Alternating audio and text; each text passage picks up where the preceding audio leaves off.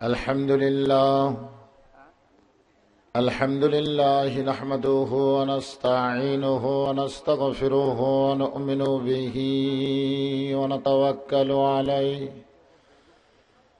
ونعوذ بالله من شرور أنفسنا ومن سيئات أعمالنا من يهدي الله فلا مضل له ومن يضلله فلا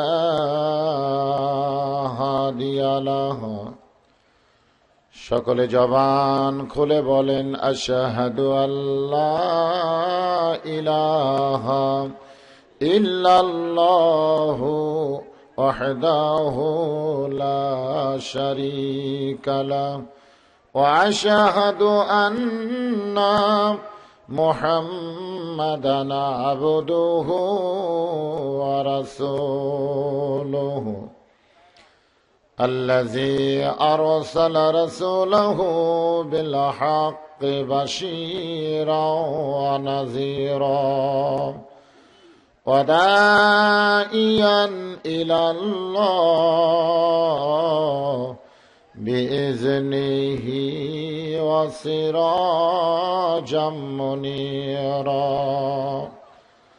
فقد قال الله تعالى في كلامه المجيد والفرقانه الحميد জবান খুলে সকলে পড়েন আউযু বিল্লাহি মিনাশ শাইতানির রাজিম বিসমিল্লাহির রহমানির রহিম ইন্নাল্লাহা ওয়া মালাইকাতাহু ইসাল্লুনা আলান নবী ইয়া আইয়ুহাল্লাযীনা আমানু সাল্লু আলাইহি ওয়া সাল্লিমু তাসলিমা আল্লাহুম্মা সাল্লি আলা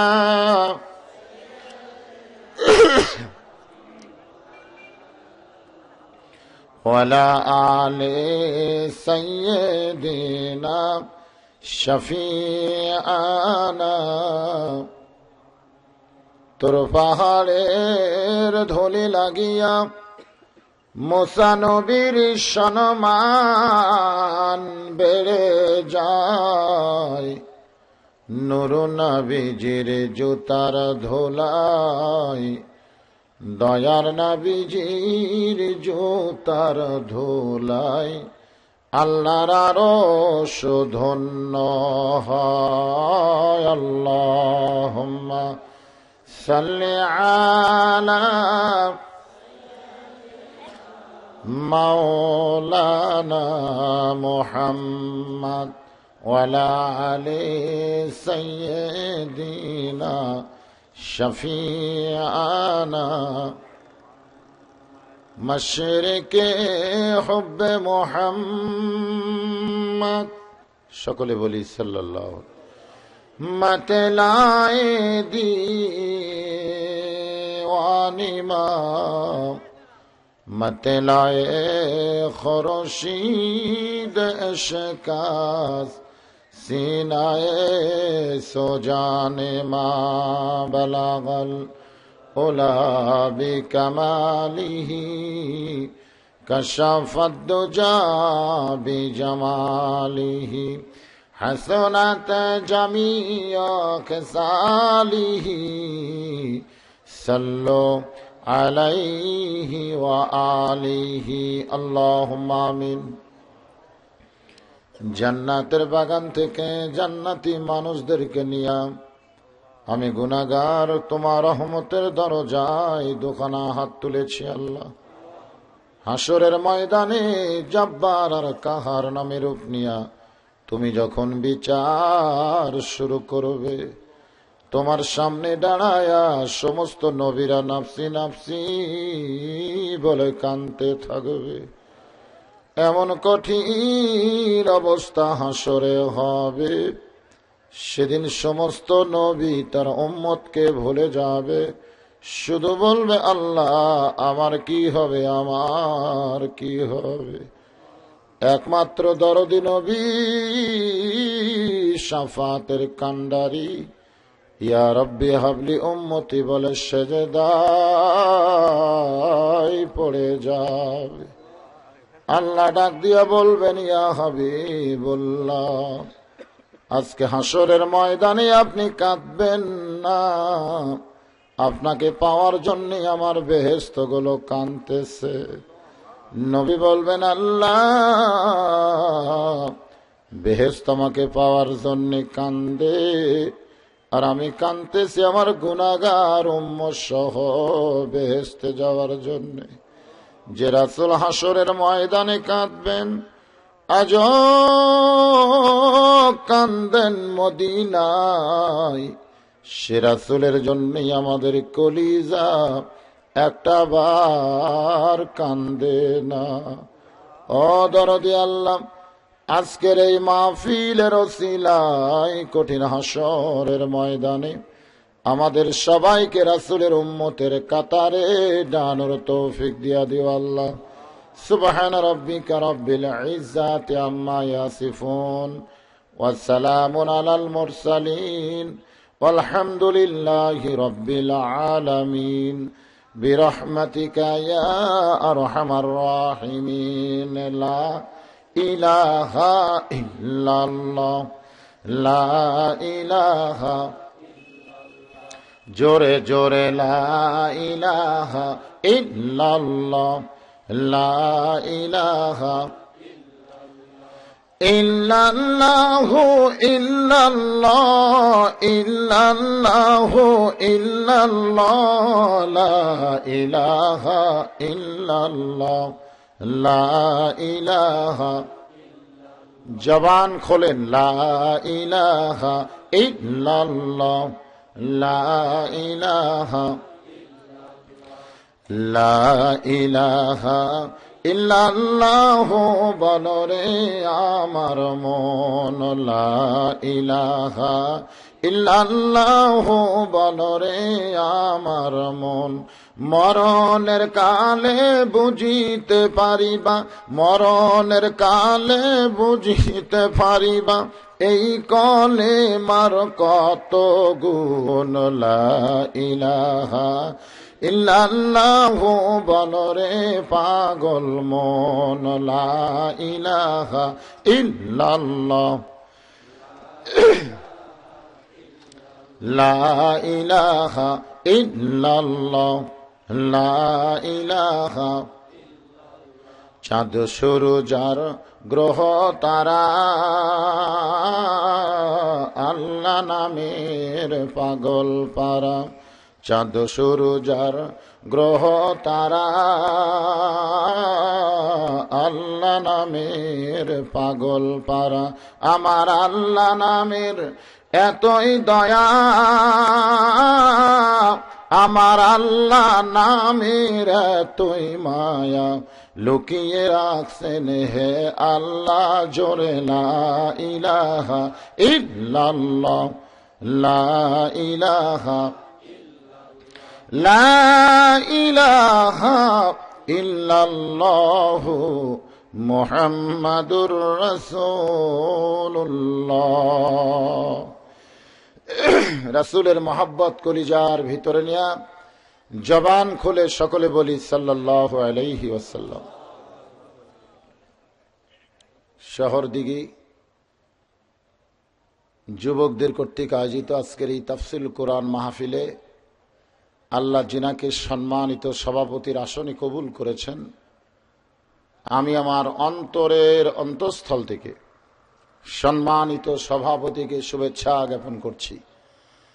আজকের এই মাহফিলে হযরত উলামায়ে কেরাম অনেকে আমার সামনে আপনাদের মাঝে মাঝে বসে আছেন, যিনারা আমার চাইতে এলেমেও বেশি আমলও বেশি, কিন্তু বসে আছেন নিচে আবার আসরের নামাজের পর থেকে কোরআন হাদিসের আলোকে যিনারা আলোচনা করেছেন, আলেম সহ সমস্ত বক্তাগণকে আমি অন্তরের অন্তঃস্থল থেকে শুভেচ্ছা জ্ঞাপন করছি। আজকের এই মাহফিলে সন্ধ্যার সময় নানা কাজ কাম থাকে, আপনাদের সমস্ত কাজ কাম থেকে আল্লাহ হেফাজত করে এই সন্ধ্যার সময় তাফসিরুল কোরআন মাহফিলে আমার সামনে যিনারা বসে আছেন, যিনাদেরকে দেখার জন্য আল্লাহ খুশি হয়ে অসংখ্য রহমতের ফেরেশতা নাজিল করেছেন। এই সকল আল্লাহর বান্দাদেরকে আমি আমার অন্তরের অন্তঃস্থল থেকে শুভেচ্ছা জ্ঞাপন করছি। আজকের এই মাহফিলের আর এক অংশ আমার মা বোনেরা, যিনারা পর্দার অন্তরালে বসে বসে কোরআন হাদিসের আলোচনা শুনতেছেন, আমি তাদেরকেও শ্রদ্ধা জানিয়ে এই মুহূর্তে জানতে চাচ্ছি আপনারা সকলে কেমন আছেন। আলহামদুলিল্লাহ আলা কুল্লি হাল, কালা রাসূলুল্লাহ সাল্লাল্লাহু আলাইহি সাল্লাম। আলহামদুলিল্লাহ, আল্লাহ পাকের দরবারে হাজার শুকরিয়া যে আল্লাহ তাআলা আজকের এই মাহফিলে রাসূলের হাদিস অনুযায়ী আমাদেরকে কবুল করেছেন। আবার আল্লাহ পাক কোরআনেও বলেছেন, ইয়া আইয়ুহাল্লাযীনা আমানু যকুরুল্লাহা যিকরান কাসীরা ওয়া সাব্বিহুহু বুকরাতাও ওয়া আসীলা। সকাল এবং সন্ধ্যাটা আল্লাহর কাছে অত্যন্ত গুরুত্বপূর্ণ সময়। আবার রাসূল বলেছেন, এশার নামাজের পরে তোমাদের গাল গল্প চলবে না, বরং তোমরা ঘুমের মধ্যে ঢুকে যাবে, যেন তাহাজ্জুদের নামাজ আর ফজরের নামাজ জামাতের সঙ্গে আদায় করতে পারো। রাসূলের গোটা জীবনে রাসূল কিন্তু এশার পরে ওয়াজ করে নাই, সাহাবীরাও করে নাই, কিন্তু আমাদের বাংলাদেশে এশার আগে ওয়াজই হয় না। কিন্তু এই বছর আমরা নতুন কিছু নিয়ম দেখতে পাচ্ছি। আমি প্রায় ৭৩ কি ৭৪টা মাহফিল নিয়েছি মাগরিব থেকে এশা। এখন পর্যন্ত কোনো মাহফিল আমি দেখলাম না যে মাহফিলে লোকজন কম হয়। প্রত্যেকটা মাহফিলে মাগরিবের পরই লোক বেশি হয়। আমরা এতদিন ধারণা করছিলাম রাত ৯টার আগে কেউ আসবে না, এরকম একটা ধারণা ছিল না, আত্মীয় স্বজন নিয়ে ব্যতিব্যস্ত হয়ে যায়। কিন্তু এখন দেখতে পাচ্ছি, আমি শহরের ভিতরেও আমি 2টা মাহফিল করলাম, ধরমপুর নিশিন্দারায়, দেখলাম হাজার হাজার আল্লাহর বান্দারা তারা এই সন্ধ্যার সময় মাহফিলে এসে বসে কোরআন হাদিসের ওয়াজ শুনেছে। আজকেও গত বছর তো আমি আপনাদের এই শহর দিঘিতে ওয়াজ করেছি রাত্রে, এত মানুষ তো হয় নাই। এখনো আসতেছে, কিছুক্ষণ পরে দেখবেন ওই রাস্তা পর্যন্ত ঠেকে গেছে, বসার জায়গা নেই। কারণ একটা অসুবিধা হয়, এটা এরকম যে মানুষ তো আমাদের বাংলাদেশে একটা নিয়ম আছে, 9টার গাড়ি কয়টায় যায়, এরকম একটা নিয়ম নাই। আমার 5 স্টেশনের ধারে বাড়ি, তো কিছু লোক এসে বলতেছে 9টার গাড়ি কয়টায়। আরে 9টার গাড়ি তো 9টায়, কিন্তু এই যে মানুষের একটা ধারণা আছে গাড়ি ঠিক মতো আসে না, যার কারণে বলে 9টার গাড়ি কয়টায়। তো অনেকেই মনে করতেছে যে বল রশিদ সাহেব যতই বলুক মাগরিব এশার পরে হয়তো উঠবে, এরকম নিয়ত করে কিছু লোক পরে আসবে, তারা আসে দেখবে মোনাজাত হয়ে গেছে। তো এই জন্য একটু বিশৃঙ্খলা হচ্ছে, তবে এটা 2-1 বছরের মধ্যে ইনশাল্লাহ সেরে যাবে। হ্যাঁ, এই সাইডে জায়গা আছে, এই সাইডে কোনায় জায়গা আছে, তো এতগুলো মানুষ ড্যাঙ্গায় ওনারা না আসে, আপনারা একটু চাপলে তো ভালো হয় নাকি কোন ভাইজান? কোথায় ফাঁকা? মাঝখানে ফাঁকা আছে? মাঝখানে ফাঁকা যদি থাকে আপনারা জিকির করেন, আর এটা চাপার জিকির, খালি চাপবেন আর জিকির করবেন আর চাপবেন। হ্যাঁ, জিকির করেন, যার সামনে ফাঁকা আছে গায়ের সঙ্গে গা লাগায় বসেন, এতে আপনার উষুম পাবেন, শীতের রাত না। একটু জিকির করেন আর সামনে চাপেন, লা ইলাহা ইল্লাল্লাহ। খালি জিকির না, চাপার জিকির, সামনের দিকে চাপেন আর জিকির করেন, লা ইলাহা ইল্লাল্লাহ। জোরে জোরে লা ইলাহা ইল্লাল্লাহ, লা ইলাহা ইল্লাল্লাহ, লা ইলাহা ইল্লাল্লাহু। এদিকে একটু চাপেন, ইল্লাল্লাহু ইল্লাল্লাহ ইল্লাল্লাহু ইল্লাল্লাহ, লা ইলাহা ইল্লাল্লাহ, লা ইলাহা লা ইলাহা ইল্লাল্লাহু মুহাম্মাদুর রাসূলুল্লাহ। সকলে বলি সাল্লাল্লাহু আলাইহি ওয়াসাল্লাম। আমার সঙ্গে সকলে পড়েন, আউযু বিল্লাহি মিনাশ শাইতানির রাজিম, বিসমিল্লাহির রহমানির রহিম। বিতাড়িত মরদুদ শয়তান থেকে পানা চাচ্ছি কার কাছে? কারণ শয়তানকে পাওয়ার দেওয়া হয়েছে। এই পাওয়ারটা দিয়েছেন কে? আল্লাহ কেন শয়তানকে পাওয়ার দিয়ে বললেন, ইন্না শাইতানা লাকুম আদুউন ফাত্তাখিযুহু আদুওয়ান? আল্লাহ শয়তানকে পাওয়ারও দিলেন, আবার আমাদেরকে বললেন শয়তান তোমাদের শত্রু, তোমরাও শয়তানকে শত্রু হিসাবে ধরো। এ হুকুম কার? শয়তানকে আল্লাহ কি পাওয়ার দিলেন? কিয়ামত পর্যন্ত শয়তানকে আল্লাহ হায়াত দিয়েছেন, এবং মানুষের রক্ত রেশার ভিতরে শয়তান পুষতে পারবে এরকম পাওয়ার আল্লাহ শয়তানকে দিয়েছেন। সেই শয়তান শুধু জিনের মধ্যে নাই, মানুষের মধ্যেও আছে। শয়তান শুধু জিনের মধ্যে নাই। আমরা মনে করি যে ইবলিস শুধু একাই শয়তান। রমজান মাসের পবিত্রতা রক্ষা করার জন্যে আল্লাহ ইবলিসকে জাহান্নামের শিকল দিয়া জাহান্নামে বন্ধ করে। বলেন সুবহানাল্লাহ। কারণ যে রমজান মাসে আল্লাহ কোরআন নাজিল করেছেন সেই মাসের একটা পবিত্রতা আছে না নাই? এজন্য আল্লাহ পাক জাহান্নামের শিকল দিয়া ইবলিস শয়তানকে জাহান্নামে বন্ধ করলেন। ওই রমজান মাসে হোটেলের দরজাত কালো পর্দা দিয়া ভিতরে যারা খায় এরা কে? জোরে কোন? এরাও শয়তান। তো এই শয়তান কি জিনের ভিতরে না মানুষের ভিতরে? আল্লাহ কোরআনে বলেছেন মিনাল জিন্নাতি ওয়ান নাস। শয়তান শুধু জিনের মধ্যে না, মানুষের ভিতরেও শয়তান আছে। জোরে কোন? আছে না নাই? তো আজকে আমার সামনে যারা বসে আছেন আমরা সবাই মানুষ। জোরে বলেন কি? আমাদের ভিতরে কেউ শয়তান নাই। আমাদেরকে আল্লাহ লক্ষ্য করে বললেন শয়তান তোমাদের শত্রু, তোমরাও শয়তানকে শত্রু হিসাবে ধরো।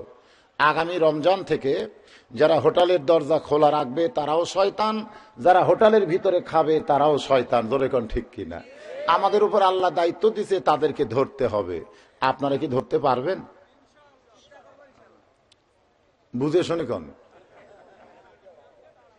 কি ধরতে পারবেন? টুটি ধরে কি বলতে পারবেন যে রমজান মাসে দিনের বেলায় খাওয়া দাওয়া চলবে না? যারা হোটেল খোলা রাখছে তাদেরকে বলা হবে রমজান মাসে হোটেলের দরজা খোলা যাবে না। এরকম হুঙ্কার কি আমরা দিতে পারবো? হ্যাঁ? শয়তান শুধু জিনের মধ্যে না, মানুষের মধ্যেও শয়তান আছে। শয়তানের ওয়াসওয়াসা ধোঁকা থেকে আমরা পানা চাচ্ছি কার কাছে? আমরা সকলে বলতেছি বিসমিল্লাহির রহমানির রহিম। আমরা শুরু করব কার নামে? জোরে কোন? যে কোনো জিনিসকে আল্লাহ নামে শুরু করা যায়? যায় না। দেখবেন যে কোনো জিনিস শুরু করার আগে বিসমিল্লাহ বলতে পারবো সেগুলো হালাল, আর যার পূর্বে বিসমিল্লাহ বলা যাবে না সেগুলো হারাম। আমি একটা সাধারণ মাকরুর কথা বলতেছি। বিড়ি খাওয়া হলো মাকরুহ। জোরে কোন? বিড়ি খাওয়া কি? বিড়ি যদি কেউ চাবায়া খায়, হ্যাঁ, বিড়ি হাতের এরকম চাবায়া খাইলে বিড়ি খাওয়া মাকরু। এটা হলো নিন্দনীয় ঘৃণিত কাজ। কিন্তু বিড়িতে যখন আগুন ধরাবে তখন আর মাকরু থাকবে না, ওটা হারাম হয়ে যাবে। জোরে কোন? কি হয়ে যাবে? আমাদের এলাকার হিন্দু মরলে মুখে আগুন দেয়। আমার প্রতাপপুরে দাসপাড়া আছে, কিছুদিন আগে এক হিন্দু মরে গেল, তার বড় ছেলে মুখে আগুন দিল মরার পরে। আর যারা বিড়ি খায় তারা জীবিত অবস্থায় মুখে আগুন দেয়। জোরে কোন ঠিক কিনা? ওদের অন্তরে যদি একটু ভয় থাকতো যে হাই রে হাই, এই আগুন আমি এখানে জ্বালায় মুখের দিকে নিয়ে আসতেছি, ভয় নাই। জোরে কোন? কি নাই? তো বিড়ি ধরানোর সময় যে ব্যক্তি বিড়ি খায় তাকে জিজ্ঞাসা করবেন তুমি কি কোনোদিন বিসমিল্লাহ বলে আগুনে ঠোকা মারছো? ও কিন্তু চমকে ওঠে, বলে না রে ভাই না, বিড়ি ধরানোর সময় কোনোদিন বিসমিল্লাহ বলা যায় না। গাঁজা ধরানোর সময় কেউ কি বিসমিল্লাহ বলে কলকায় ঠোকা মারছে? জোরে কোন? সিনেমার হল খোলার সময় কেউ কি বিসমিল্লাহ বলে দরজা খুলছে? টেলিভিশন অন করার সময় কেউ বিসমিল্লাহ বলে না। সুদের টাকার গোস্ত, ঘুষের টাকার মাছ দিয়ে ভাত খাওয়ার সময় বিসমিল্লাহ মনেই থাকে না, 3 থালি খাওয়ার পরে মনে হয়। জোরে কোন কথা ঠিক কিনা? তার মানে বোঝা গেল যেই কাজের পূর্বে বিসমিল্লাহ বলা যাবে না এই কাজ হলো হারাম, যেই কাজের পূর্বে বিসমিল্লাহ বলা যাবে এই কাজটি হলো হালাল। সুবহানাল্লাহ বলবেন না? আমাদের বাংলাদেশ মেরুকরণ হচ্ছে, দুই ভাগ হয়ে যাচ্ছে। কয় ভাগ? এক ভাগ হলো বিসমিল্লাহর পক্ষে, আর এক ভাগ হলো বিসমিল্লাহর বিপক্ষে।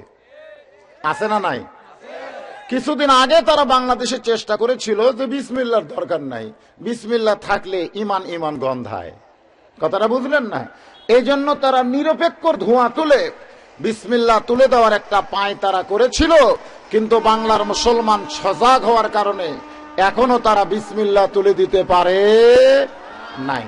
আমাদেরকে সজাগ থাকতে হবে, কারণ আমরা যে কোনো কাজ শুরু করব কার নামে? আর যে কোনো কাজ আল্লাহর নামে শুরু করা যায় না যদি কাজটা হারাম হয়। যে সমস্ত লোকেরা হারামের পক্ষে তারা বিসমিল্লাহর বিপক্ষে, আর যারা হারামের বিপক্ষে তারা হলো বিসমিল্লাহর পক্ষে। জোরে করেন কথা ঠিক কিনা? আমরা আজকে কোরআনের মাহফিলে যারা বসেছি, আমরা সকলে হারামের পক্ষে না বিপক্ষে? জোরে কন। আমরা হলাম বিসমিল্লাহর পক্ষে। এই জন্য সকলে আর একবার বলেন, বিসমিল্লাহির রহমানির রহিম। ওয়ালা তাকুলু লিমান ইয়ুকতালু ফি সাবিলিল্লাহি আমওয়াতুন বাল আহইয়াউ ওয়ালাকিন লা তাশউরুন।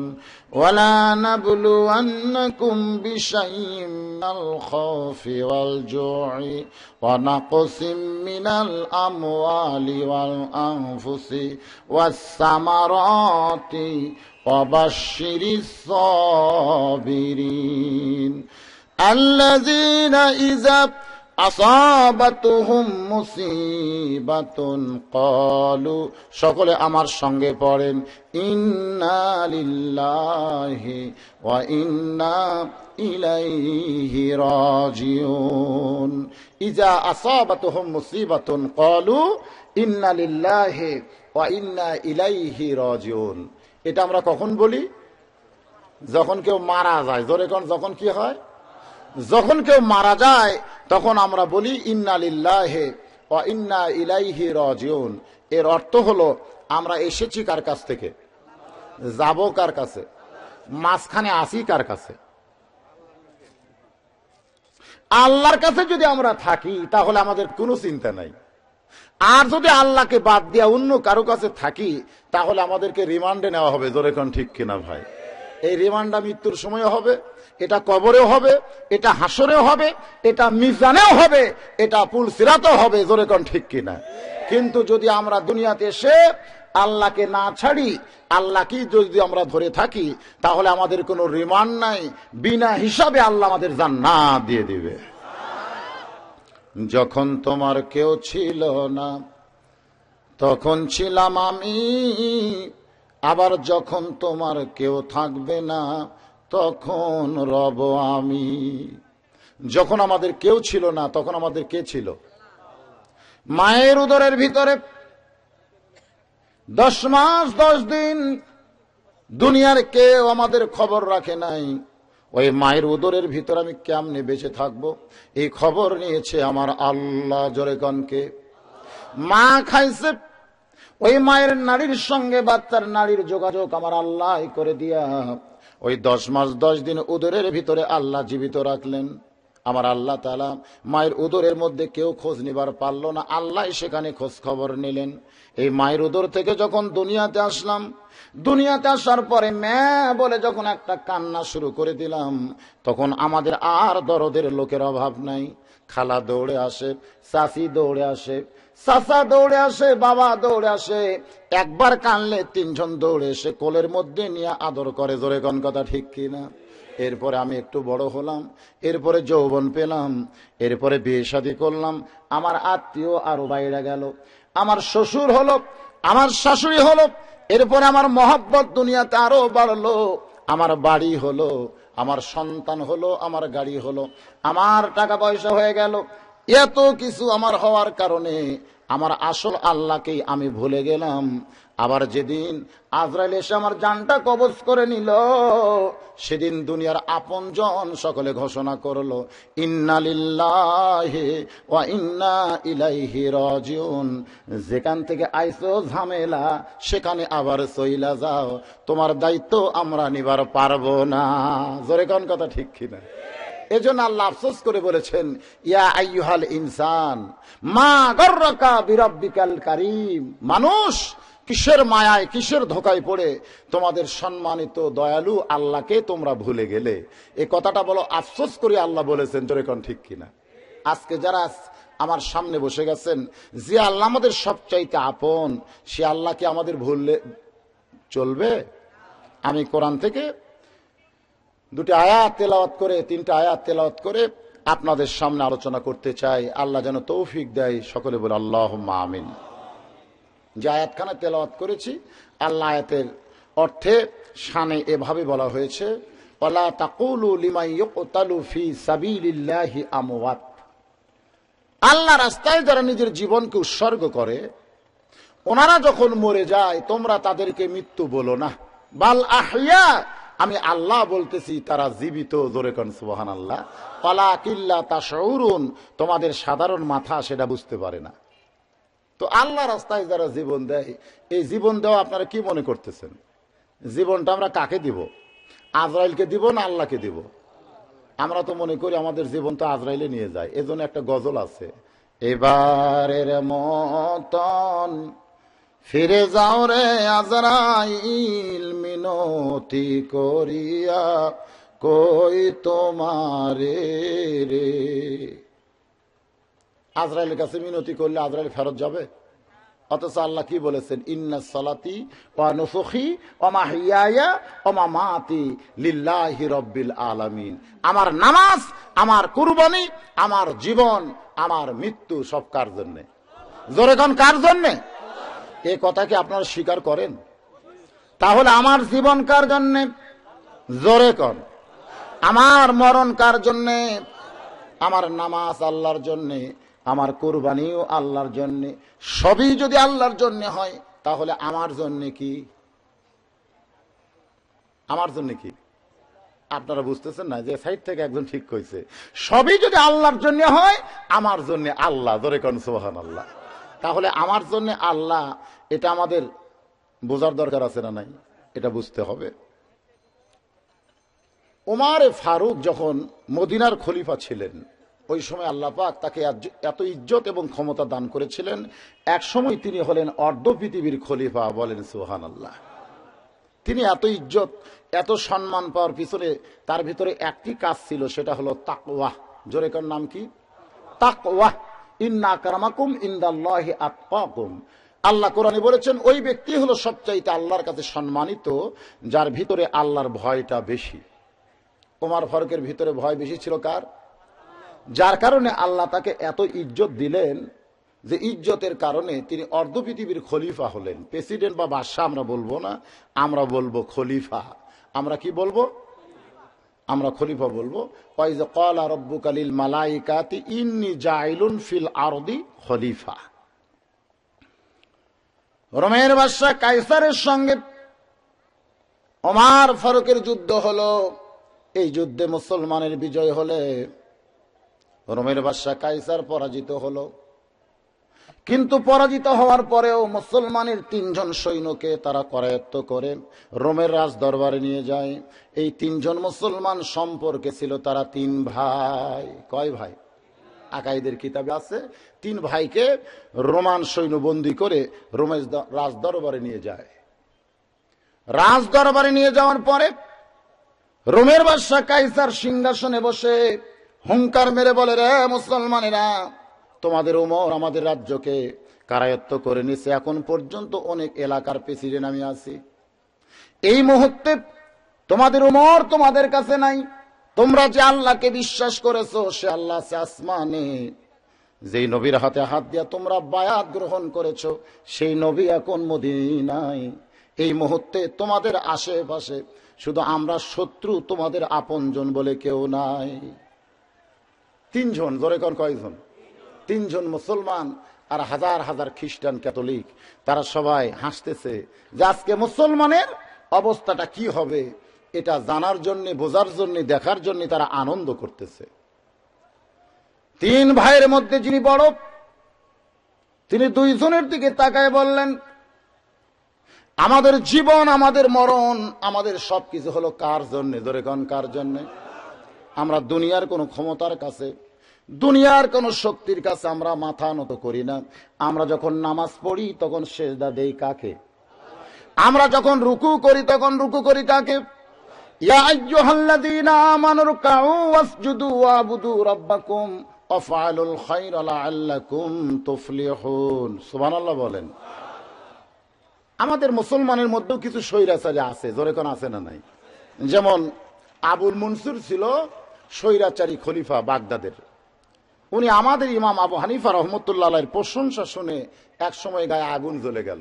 তার উজির নাজিরা প্রশংসা করতেছে যে বাগদাদে এমন একটা আলেমের উদ্ভব হয়েছে যে আলেম রাস্তায় দাঁড়াইলে হাজার হাজার মানুষ তার সঙ্গে দেখা করার জন্য পাগল হয়ে যায়। বাগদাদে এমন একজন আলেম আইছে যে আলেম আলোচনা করলে মানুষ তার ওয়াজ শোনার জন্য ব্যাকুল হয়ে যায়, পাগল হয়ে যায়। খলিফা আবুল মনসুর বললেন, আমার চাইতেও জনগণ তাকে বেশি ভালোবাসে। উজির নাজির মন্ত্রী বলেন, জাহাপনা, আপনাকে জনগণ ভয়ে ভালোবাসে আর ওই আলেমকে ভালোবাসে কলিজার মহব্বতে। ভালোবাসা দুই রকম, জোরে কোন কয় রকম?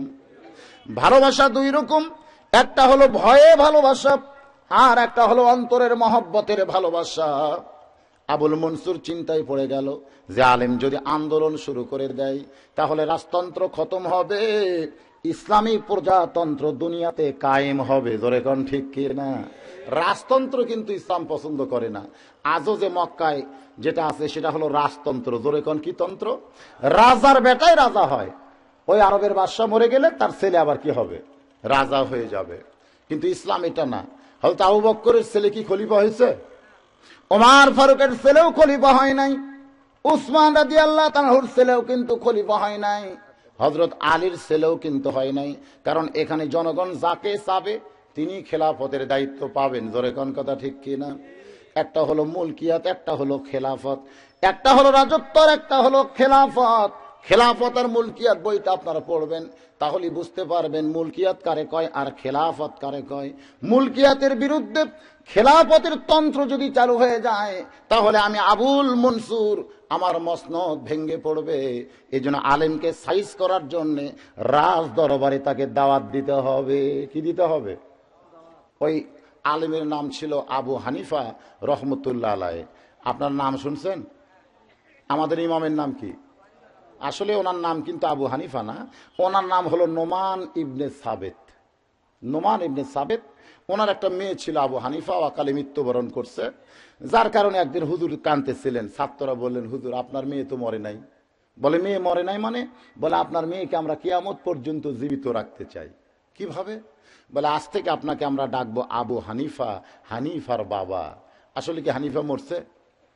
কিয়ামত পর্যন্ত আবু হানিফা বলে আমাদের ইমামকে আমরা জানি, অথচ ওনার নাম হলো নোমান ইবনে সাবেত। আমরা এটা কেউ তেমন বলতে পারি না। এই নোমান ইবনে সাবেত আবু হানিফাকে আবুল মনসুর বাগদাদের খলিফা তার রাজ দরবারে দাওয়াত দিলেন। তিনি দাওয়াত পাইয়া রাজ দরবারে আয়েশা দেখলেন এমন ভাবে আবুল মনসুর তার সিংহাসন সেট করেছে। ওই সিংহাসন দাস দরবারে ঢুকতে গেলেই ওই দরজা দিয়া ঢুকতে হবে, আর দরজা দিয়া ঢুকতে গেলে মাথাখানা এমনি নত করা লাগবে। কেবাসরি করে দরজা বানাইছে, খাটো করে। ধরে কোন কি করে? মানে ঢুকতে গেলেই মাথা নিচু করে ঢোকা লাগবে। আর আবুল মনসুর মনে করবে যে আমাকে এখন মাথা নিচু করে সেলুট দিল। কায়দা দেখছেন? কায়দার বেকায়দা। আমাদের ইমাম আবু হানিফা রহমতুল্লাহ আলাইহি চিন্তায় পড়ে গেলেন। এই দরজা দিয়ে উজির নাজির মন্ত্রী সবাই প্রবেশ করতেছে মাথা নিচু করে, কিন্তু আমি একজন আলেম হইয়া মাথা নিচু সকলের সামনে করতে পারবো না। আমার মাথা নিচু হবে একমাত্র কার কাছে? আপনারা কার কাছে মাথা নিচু করবেন? বুঝে শুনে কোন। সামনে আসছে শুভ দিন, চিন্তা ভাবনা করে নিন। সামনে কিন্তু শুভ দিন আসতেছে। আমরা ভোটের আগে অ্যাডভার্টাইজে বলি, সামনে আসছে শুভ দিন, চিন্তা ভাবনা করে নিন। আমাদের সামনে দিন আছে না নাই? মানুষ 1 থেকে 100 পর্যন্ত গুনতে পারে, আবার ফিরে একই আসতে হয়। আমাদের অবস্থা হয়েছে তাই, জোরে কোন ঠিক কিনা? আমরা খারাপির একেবারে উচ্চ শিখরে পৌঁছে গেছি। এবার হজ করতে গিয়ে দেখছি যে আমার পাশে এক সুদানি দাঁড়াইছে, আমার মতোই কালো, টপ একই, তো একটু পিছন দিকে দাঁড়িয়ে আছে। আমি ওরে বললাম কাতার সোজা করো, যেই কইছি কাতার সোজা করো ও আমার কাছ থেকে সরে গেল। তা আমি বললাম ব্যাটারি কইলাম কাতার সোজা করো, আমার কাছ থেকে সরে যায়। পাশ থেকে একজন বলতেছে হুজুর আপনি বুঝবার পারেন নাই, ও আপনার বাংলা ভাষা শুনে আপনাকে ঘৃণা করে আপনার সঙ্গে নামাজ পড়বে না বলেই সরে গেল। তা আমি বললাম ওরে ঘৃণা করে কেন? বলে আপনি বোঝেন না, আলিম হয়ে আপনি বোঝেন না, আপনি কোন দেশের নাগরিক? যেই দেশে একটা পুরুষও ক্ষমতার চূড়ান্তে নাই, সমস্ত ক্ষমতা মেয়েরা পাইছে, জোরে কোন ঠিক কিনা ভাই? আর রাসূল বলেছেন মা তারাকতু বাদি আলা উম্মতি ফিতনাতুন আদারাল রাসূলু মিনান নিসা। আল্লাহ রাসূল বলেছেন আমার পরে আমার উম্মতের জন্য সবচাইতে বড় বিপদ হলো পুরুষ মানুষের জন্য নারী নেত্রী হওয়া। এটা আল্লাহর নবী বলেছেন 1400 বছর আগে। আজকে বাংলাদেশের বিপদ বেশি না কম? কৃষক দেখেন আমার ধাপের হাটে আলু স্টোরে মাইকিং করতেছে, যাদের আলুর বস্তা স্টোরের ভিতরে আছে তারা বস্তাটা নিয়ে যান, যাদের আলু আছে তারা কানের মধ্যে লোক দিয়ে যায়। কে রে ভাই আলু নিবেন না? আলু নিলেই ডবল খরচ, মানে বস্তার ভাড়ার দাম আলু নাই। এখন এই আলুটা কেমনি তুলতে যায়? আবার ধানের বস্তা নিয়ে বাজারে বসে আছে। এত বিপদ। একদিন আমার কয় হুজুর কৃষকের জন্য দোয়া করেন। আমি বললাম কৃষকদের জন্য দোয়া সেই দিনই কবুল হবে যেদিন কৃষকের মন্ত্রী পুরুষ মানুষ হবে। তোমরা মরদ হলো কৃষক আর মন্ত্রী হলো নারী, এরপরে আমার দোয়া দিয়ে তোমাদের বরকত হবে, এটা কোনোদিন হবে না। জোরে কোন কথা ঠিক কি? আসলে দোয়া কবুল হবে যদি শর্ত মোতাবেক দোয়া করা যায়, শর্ত না থাকলে দোয়া কবুল হবে। ম্যাডাম যেটা বলতেছিলাম একটু মনোযোগ দিয়ে শুনতে হবে। 3 ভাইকে বন্দি করে ইমানের যাচাই করতেছে। রোমের বাদশা কাইসার বারবার বলতেছে তোমরা যে আল্লাহকে বিশ্বাস করো সে আল্লাহ আছে কোথায়? আসমানে। তোমরা যে নবীর হাতে হাত দিয়ে মুসলমান হয়েছো সেই নবী এখন মদিনায়। আসলে নবী কি মদিনাতে কি করতেছে? আমার নবী মদিনায় রওজা মোবারক জিয়ারত করতে গেলেই প্রত্যেকটা উম্মত বুঝতে পারে আমার নবী কিন্তু মরে নাই।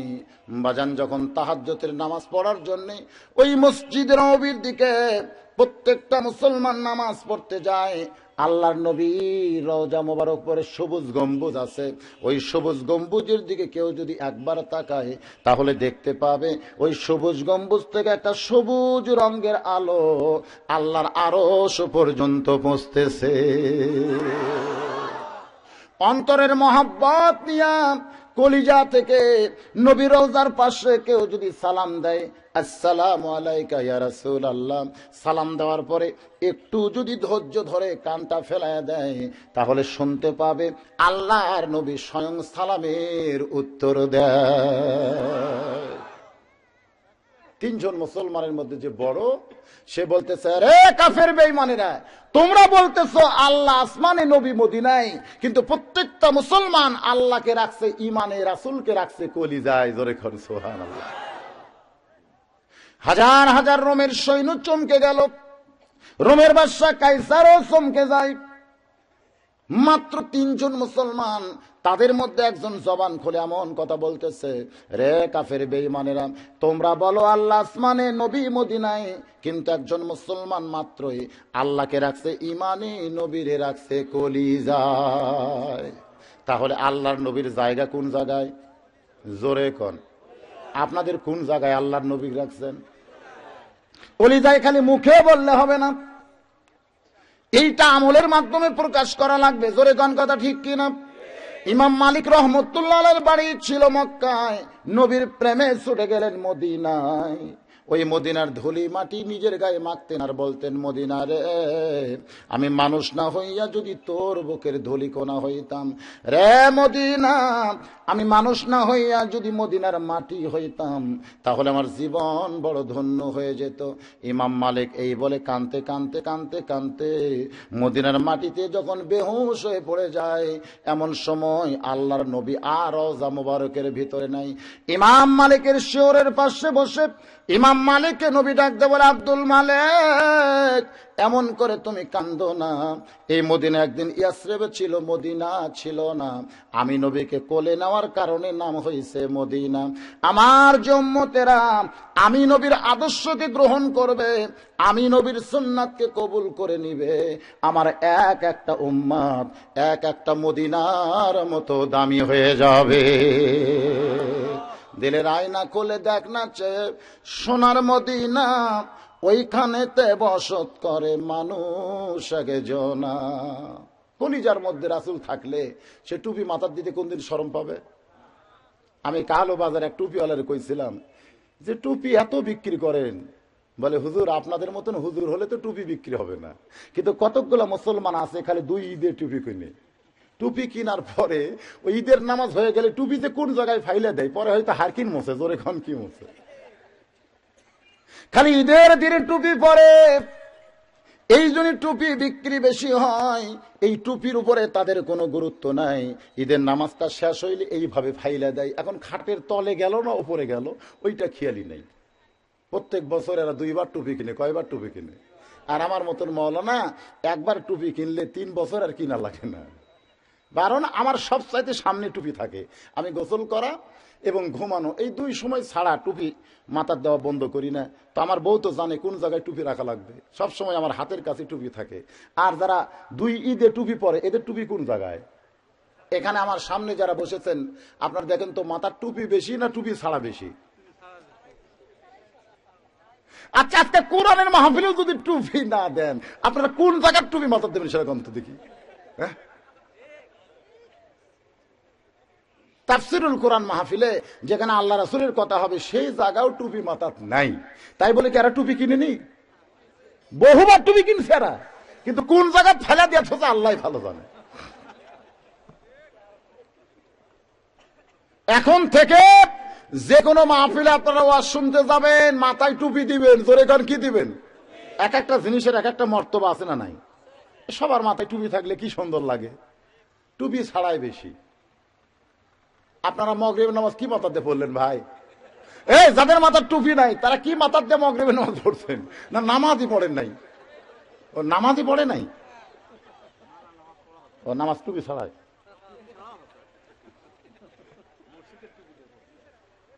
মন খারাপ করতেছেন? আল্লাহর নবীকে রাখতে হবে কলিজায়। আল্লাহ সীমানে রাসূল আছে কলিজায়। সঙ্গে সঙ্গে রোমের বাদশার মসনদ থরথর করে কাঁপতেছে। জোরে কান সুবহানাল্লাহ। কারণ যারা মুসলমান তাদের কথার একটা পাওয়ার আছে না নাই?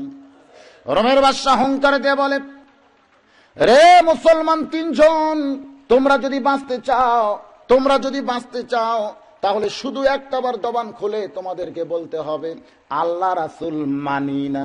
কথায় একটা আল্লাহ রাসূল, এই একটি কথা বললেই তোমাদের 3 ভাইকে আমরা মুক্ত করে দেব। তোমাদের 3 ভাইকে মুক্ত করা হবে, তোমাদেরকে ছাইড়া দেওয়া হবে যদি একটাবার তোমরা বলো আল্লাহ রাসূল মানি না। তখন ছোট ভাই বড় ভাইকে বলতেছে, ভাইজান আমরা তো অন্তর দিয়ে আল্লাহ রাসূলকে মানতে চাই, কিন্তু বাঁচার জন্য শুধু মুখ দিয়ে বলবো আল্লাহ রাসূল মানি না, এই কথা কি বলা যায় না?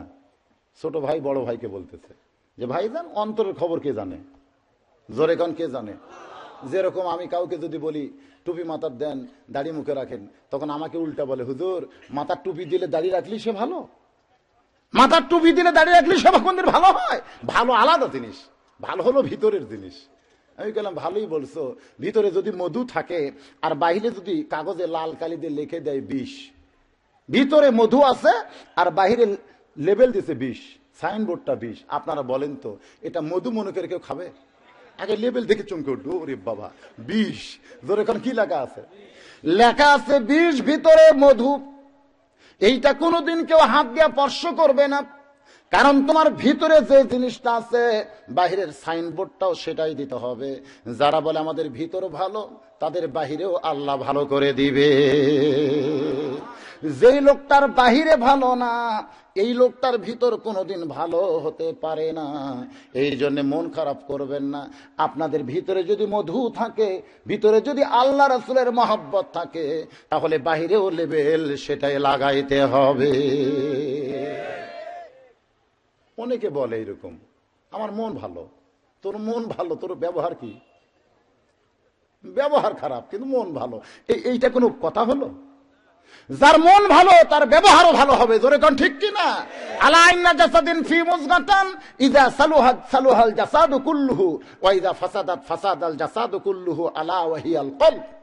আল্লাহ রাসূল বলেছেন প্রত্যেকটা মানুষের দেহে এক টুকরা গোশত আছে, এই গোশতের টুকরা যদি ভালো হয় মানুষটা ভালো হবে, আর গোশতের টুকরা যদি খারাপ হয়ে যায় মানুষটা খারাপ হবে। এই গোশতের টুকরার নাম হলো কলব, যাকে আমরা বলি মন। মন খারাপ, মেয়ে মানুষও বেপর্দা দেখলে আবল তাবল কয়, কিন্তু আমাদের মন তো কিছুই কয় না। তুই কি হিজড়া নাকি? পুরুষ হলে বেপর্দা নারী সুন্দরী মেয়ে দেখলে মনের মধ্যে কিছু বলবি, জোরে কোন কথা ঠিক কিনা? আমাকে একদিন টেলিফোন করে বলে, হুজুর মেয়েদের বিরুদ্ধে এত ওয়াজ করেন, মেয়েদের বিরুদ্ধে। আমি কই না, মেয়েদের বিরুদ্ধে ওয়াজ করি না, আমি ম্যাডামের বিরুদ্ধে ওয়াজ করি। মহিলার বিরুদ্ধে আমার কোনো ওয়াজ নাই, জোরে কোন ঠিক কিনা? মহিলার পক্ষে ওয়াজ আছে, কিন্তু তারা ম্যাডাম, যারা বাংলাদেশি নারী হইয়া বিদেশিকে গ্রহণ করতে চায়, ওই ঐশ্বরিয়াকে ধরবার চায়, তাদের বিরুদ্ধে আমার ওয়াজ আছে, জোরে কোন ঠিক কিনা? আমাদের বাংলাদেশের মহিলারা ভালো মহিলা, কিন্তু ম্যাডাম হইও না, ম্যাডাম হইও না, ওই হাই হিল পরে কিল কিল কিল কিল করো না, ওদের বিরুদ্ধে বলাই লাগবে, জোরে কোন ঠিক কিনা? কারণ আমরা একবার দেখি 10 বার বলি। আমরা যদি একবার খারাপ দেখি 10 বার বলি, খারাপটা যেন না হয়, জোরে কোন ঠিক কিনা? আর ওরা 10 বার দেখে, একবারও কয় না। আমরা বললি আমাদের দোষ, হুজুররা এটা কেন কয়? আমার মা বোনের যারা পর্দার অন্তর আছেন গো মা, একটু মনোযোগ দিয়ে শোনেন। আর যারা আমার সামনে বসে আছেন ছোট ভাই বলতেছো, বড় ভাই যান, জীবন বাঁচান ফরজ। এই জীবন বাঁচানোর জন্য বলতেছে ভাই, মুখে শুধু বলবো আল্লাহ রাসূল মানবো না, কিন্তু আমাদের অন্তরের ভিতরেই তো আল্লাহ রাসূল আছে, শুধু বাঁচার জন্য বলবো আল্লাহ রাসূল মানি না। বড় ভাই ঠাস করে একটা চড় মারছে। কি করছে? কে কইল তোর জীবন বাঁচান ফরজ? বরং মুমিন মুসলমানের জন্য ঈমান বাঁচানো হলো ফরজ। আমরা অনেক সময় বলি জীবন বাঁচান ফরজ, এরকম বলি কি বলি না? বই পুস্তকেও লেখা আছে পানির অপর নাম জীবন। আমি ছোটবেলা পড়ছি পানির অপর নাম জীবন। একদিন চিন্তায় পড়ে গেলাম, যখন নৌকা নদী ডুবে যায় তখন পানির অপর নাম কি হয়? তাহলে যে বেটা লেখলো পানির অপর নাম জীবন, এর মাথা তো ঠিক নাই। কারণ যেদিন টাইটানিক ডুবে গেল, টাইটানিক জাহাজ যেদিন ডুবে গেল, সেদিন ওরা বুঝেছে পানির অপর নাম কি। এই যে কথাগুলো আমরা বলি জীবন বাঁচান ফরজ না ঈমান বাঁচান ফরজ, আমরা কেউ জীবন বাঁচাতে পারবো না। জীবন বাঁচানোর মালিককে আল্লাযী খালাকাল মাউতা ওয়াল হায়াতা লিয়াবলুয়াকুম আইয়ুকুম আহসানু আমালান। আমার আল্লাহ বলেছেন, আমি তোমাদের জীবন আর মৃত্যুকে সৃষ্টি করেছি পরীক্ষা করার জন্য। তোমরা যারা জীবন পাইয়া মৃত্যুকে মনে করে চলবে, তারা কোনোদিন খারাপ আমল করতে পারবা না। তোমাদের আমলগুলো সুন্দর আমল হবে, ধরে কোন কথা ঠিক কিনা? বড় ভাই যখন চড় মারছে ছোট ভাইয়ের গালে, মুমিন মুসলমান যারা হবে তাদের ঈমান বাঁচানো ফরজ। এমন সময় রোমের বাদশা কাইসার ঘোষণা করেছে, রে সৈন্যরা তোমরা চুলা জ্বালাও, এই চুলার উপর ডেস্ক দিয়ে সেখানে তেল গরম করো, ওই তেলের মধ্যে একে একে নিক্ষেপ করা হবে, তাহলে এরা বুঝতে পারবে যে আমাদের হাতের শক্তি কত বেশি। বাজান গো, এই 3টা মুসলমানের ঈমান পরীক্ষা করার জন্য যখন তেলের আগুন জ্বলায় তেলের ডেস্কি দিয়া ওখানে তেল ঢাইলা যখন গরম করা হচ্ছে, টকবক টকবক যখন তেল করতেছে, এমন সময় রোমের বাদশা কাইসার অট্ট হাসি দিয়ে বলে, রে 3 জন মুসলমান, এখন তোমাদের একজনকে ধরেই ওই তেলের মধ্যে ছেড়ে দেওয়া হবে, আর সঙ্গে সঙ্গেই তোমাদের মৃত্যু হবে। আল্লাহর কোরআন সামনে দাঁড়িয়ে বলে, ওয়ালা তাকুলু লিমান ইয়াকতালু ফি সাবিলিল্লাহি আমওয়াতুন। আল্লাহ রাস্তায় সাবিলিল্লাহ মানে কার রাস্তা? আল্লাহ রাস্তায় যাদের মৃত্যু হবে, বাল আহইয়া, তারা মরবে না, বরং তারা চিরজীবন লাভ করবে। ওই 3 জন মুসলমানের কাছে আল্লাহর কোরআন থাকার সঙ্গে সঙ্গে তাদের কলিজার সব ভয় আল্লাহ দূর করে দিলেন। কারণ মুসলমানের কাছে যদি আল্লাহর কোরআন থাকে, তাহলে মুসলমান একমাত্র ভয় করবে কার? আরো জোরে বলেন কার?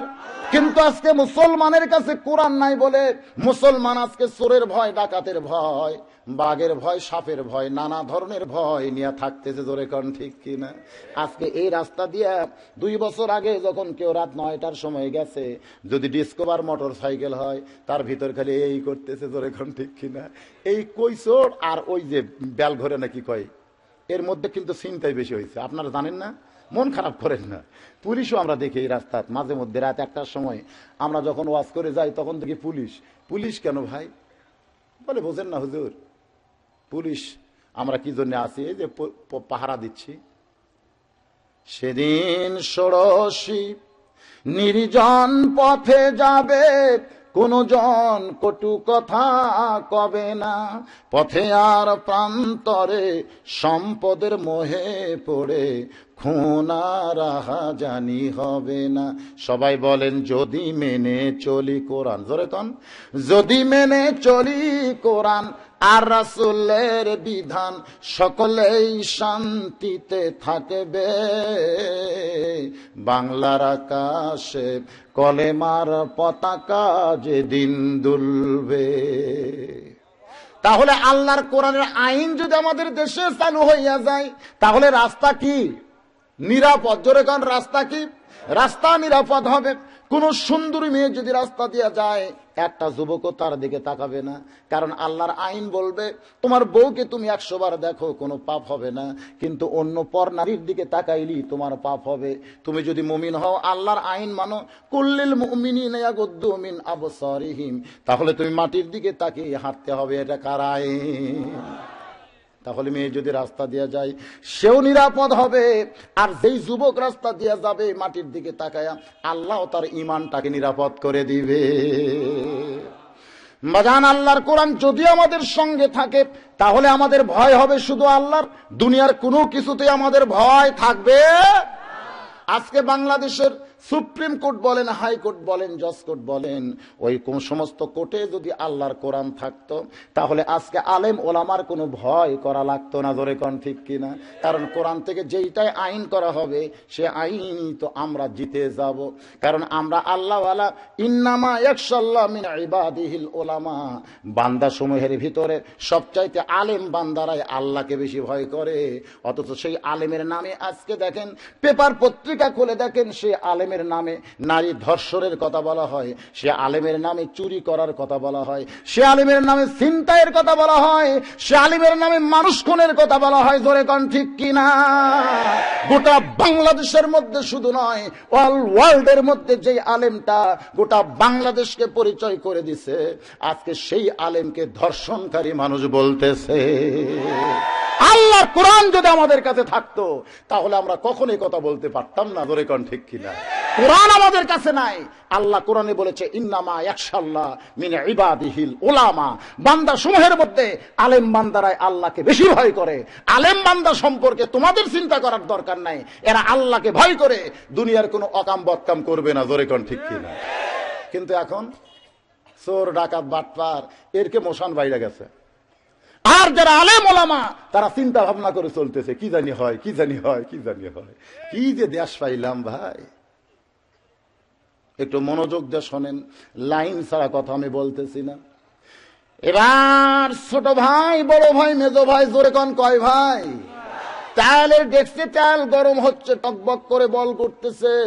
এমন সময় রোমের বাদশাহ সৈন্যদেরকে হুকুম দেয়, ওদের 3 জনের মধ্যে একজনকে ধরে ওই তেলের ডেক্সির মধ্যে ফেলে দাও। ফেলে দেওয়ার সঙ্গে সঙ্গে এই 2 জন চিৎকার করে বলবে আল্লাহ রাসূল মানি না। এইটা দেখার জন্য বড় ভাইকে ধরে যখন তেলের ডেক্সির দিকে নিয়ে আসতেছে, এমন সময় ছোট ভাই দেখে বড় ভাই চোখ বন্ধ করে মুচকি মুচকি হাসতেছে। জোরে কোন সুবহানাল্লাহ। ছোট ভাই দৌড়ে এসে বলে, ভাইজান এখনই তেলের মধ্যে ছাইড়া দিবে আর আপনার মৃত্যু হয়ে যাবে। এমন সময় আপনি কেমন করে হাসতেছেন? বড় ভাই বলতেছে, রে ছোট ভাই, ওই আল্লাহর শপথ করে বলতেছি, আমার 2টা চক্ষু যখন বন্ধ হয়ে যায়, আমি তখন 3য় চক্ষু দিয়া দেখতে পাই।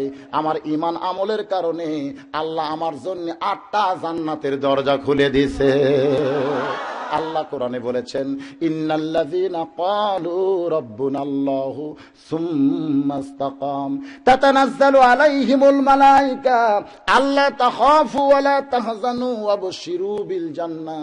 নিশ্চয় যারা বলবে আল্লাহ আমার রব, শুধু মুখে বলবে না, ইস্তেকাম থাকবে, সুম্মা ইসতাকামু, অতঃপর এর প্রতি যারা কায়েম থাকবে, তাতানাজ্জালু আলাইহিমুল মালায়েকা, আমি আল্লাহ তখন তার কাছে ফেরেশতা নাজিল করি, তার কাছে ঘোষণা হয়ে যায়, আল্লাহ তাখাফু, তোমার কোনো ভয় নাই, ওই তেলের ডেকচির গরম তেল থেকে তুমি ভয় করো না, ওয়ালা তাহজানু, তুমি মৃত্যুর চিন্তা করো না, ওয়াবশিরু বিল জান্নাহ, ওই তেলের ডেকচে পড়ার আগেই আমি আল্লাহ তোমার প্রাণ পাখিকে জান্নাতের মধ্যে ঢুকাইয়া দিব। মন তুই রইলি খাঁচার আসে, খাঁচা যে তোর কাঁচা বাসে, কোন দিন খাঁচা পড়বে খসে, কোন দিন খাঁচা পড়বে খসে, জ্ঞানী গুণী কয় খাঁচার ভিতর অচিন পাখি কেমনে আসে যায়। পড়ার আগেই যদি পাখিটা বের হয়ে যায়, আচ্ছা আমার দেহ থেকে এখান থেকে একটা হাত কাইটা যদি ওখানে ফেলে দেওয়া হয়, আর ওই হাতের উপর কেউ যদি কোদাল মারে, আমার কোনো কষ্ট হবে? কারণ ওইটা তো আমার দেহের একটা অংশ। ওইখানে তুমি যতই আগুন লাগাও, যতই তুমি কোদাল মারো, কুড়াল মারো, আমার কিছু হবে না, কারণ ওর মধ্যে পাখি নাই, পাখি আছে আর মধ্যে, তোর কারণ ঠিক কিনা? তো তেলের ডেকচির আগে পড়ার আগে যদি প্রাণ পাখি জান্নাতে যায়, তো ওই দেহের উপর আর কি হবে ভাই? আমার কথা কি বুঝতেছেন? তিন ভাইয়ের ভিতরে বড় ভাইকে ধরে যখন তেলের ডেকচির মধ্যে নামাইতেছে, ওয়ালা নাবলুওয়ান্নাকুম বিশাইয়্যিম মিনাল খাউফি ওয়াল জুই ওয়া নাকসিম মিনাল আমওয়ালি ওয়াল আনফুসি ওয়াস সামারাতি ওয়া বাশশিরিস সাবিরিন। একটু মনোযোগ দিয়ে শোনা লাগবে। বড় ভাইকে যখন ডেকচির মধ্যে ফেলায় দেয়, একদিকে হাড্ডি একদিকে গোস্ত চলে যায়, দুইটা ভাই দেখতেছে দু চোখ দিয়ে দর দর করে পানি পড়তেছে, কিন্তু তাদের ঈমানটা আরো আল্লাহ মজবুত বানায়া দিচ্ছে। কারণ মুসলমান যখনই রক্ত দেখবে, মুসলমান যখন শাহাদত বরণ করবে, মুসলমান যখন ইসলামের পক্ষে আন্দোলন করতে গিয়া তাদের দেহের উপরে আঘাত লাগবে, তখনই তাদের ঈমানটা বাইরে যাবে। এটা কতটুকু ঠিক? যখন হযরত বেলালকে মারা শুরু হয়ে গেল, তখন কি বাঁচাও বাঁচাও বলে কাঁদছে? তখন জোরে জোরে লা ইলাহা ইল্লাল্লাহ, লা ইলাহা ইল্লাল্লাহ, লা ইলাহা ইল্লাল্লাহ জিকির করছে। কাফের বেঈমান কয় যতই মারি ততই জোরে জিকির। সারাদিন মারার পরে চামড়া যখন উঠে যায়, এমন সময় রাত্রে বেলায় বেলালের বুকের উপরে বিশাল পাথর চাপা দেয়। হযরত বেলাল এবার আল্লাহর কাছে দুই হাত তুলে বলে, মাবুদ গো, সারাদিন যখন মারছে তোমার জিকির করার কারণে আমি দেহের কষ্ট বুঝতে পারি নাই, কারণ দেহ আর জিকির এই দুইটা আলাদা ভাবে আমি বুঝতে পেরেছি। ওরা যখন আমার দেহে মারতেছিল, আমি তখন জোরে জোরে জিকির করতেছিলাম, এই জিকিরের শান্তির কারণে দেহের কষ্ট আমি বুঝতে পারি নাই, কিন্তু এখন বুকে পাথর চাপা দেওয়ার কারণে তোমার জিকির করতে আমার বড় কষ্ট হয়। ও মাবুদ মাওলা, আমি দুনিয়ার সব কষ্ট সইতে পারবো, কিন্তু তোমাকে স্মরণ করা থেকে এক মুহূর্ত আমি দূরে থাকতে পারবো না। আমার জাতির পিতার জন্য তুমি যদি নমরুদের চুলা শান্তির বাগান বানায়া দাও, যদি মুসা আলাইহিস সালামের জন্য আল্লাহ তুমি নীল সাগর রাস্তা বানায়া দাও, আমি তো সেই দলেরই বেলাল, তুমি কি পারবে না আমার বুকের পাথর তুলার মতন পাতলা করে দিতে? হযরত বেলালের করুণ আর্তনাদ নিজের দেহের জন্য নয়, জীবনের জন্য নয়, শুধু আল্লাহকে স্মরণ করার জন্য। আল্লাহ পাথরের চেহারায় পাথর রাখছে, কিন্তু তুলার মতন যখন পাতলা করে দেয়, ওই হযরত বেলাল পাথরের নিচে আমার আল্লাহ আল্লাহর জিকির করতেছিল। সকাল বেলায় বেলালের লাশ নিতে আইসা দেখে নিঃশ্বাসের সঙ্গে পাথর উঠতেছে আর ডাবতেছে। যুবকগুলো গিয়া বলে, নেতাজি আবু জেহেল, যেই পাথর 20-25 জন ধরে বেলালের বুকে চাপা দিলাম, যেই পাথর চাপা দেওয়ার সঙ্গে সঙ্গে সুস্থ মানুষ মারা যাবে, সেই আহত বেলালের পাথর বুকের উপরে নিঃশ্বাসের সঙ্গে উঠতেছে আর ডাবতেছে। আবু জেহেল দৌড়ে এসে চমকে যায়।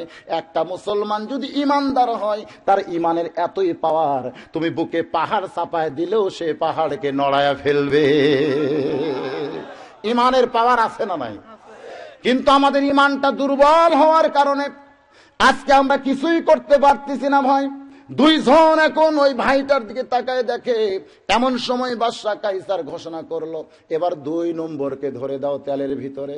এবার 2 নম্বরকে ধরে যখন ডেক্সির ভিতরে দিবার চায়, এমন সময় ছোট ভাই এসে বলতেছে, ভাইজান তোমার আগে আমি যাবার চাই। যে ভাইটা কিছুক্ষণ আগেই বলেছিল জীবন বাঁচান ফরজ, এখন সেই ভাইটাই বলতেছে, ভাইজান তোমার আগে আমি ডেক্সে যাবার চাই। রোমের বাদশাহ কাইসার হুঙ্কারে বলে, রে সৈন্যরা, এরা 2 ভাই কি বলতেছে? বলে, জাহাপনা 2 ভাইয়ের মধ্যে ছোট ভাই আগে ডেক্সিতে যাবার চাই, আপনি হুকুম দিলেন মেজো ভাই, কিন্তু ছোট ভাই তো আগে যাবার চাই। এবার রোমের সৈন্য বলতেছে, তুই কি দেখতে পারিসনি তোর বড় ভাই আগুনের চুলায় পুড়ে ছাই হয়ে গেল, এরপরেও তুই কেন এত আগে যাবার চাস? ছোট ভাই চিল্লায় বলে, যত আগে ডেক্সির মধ্যে নামবো তত আগে আমি জান্নাতে যাব।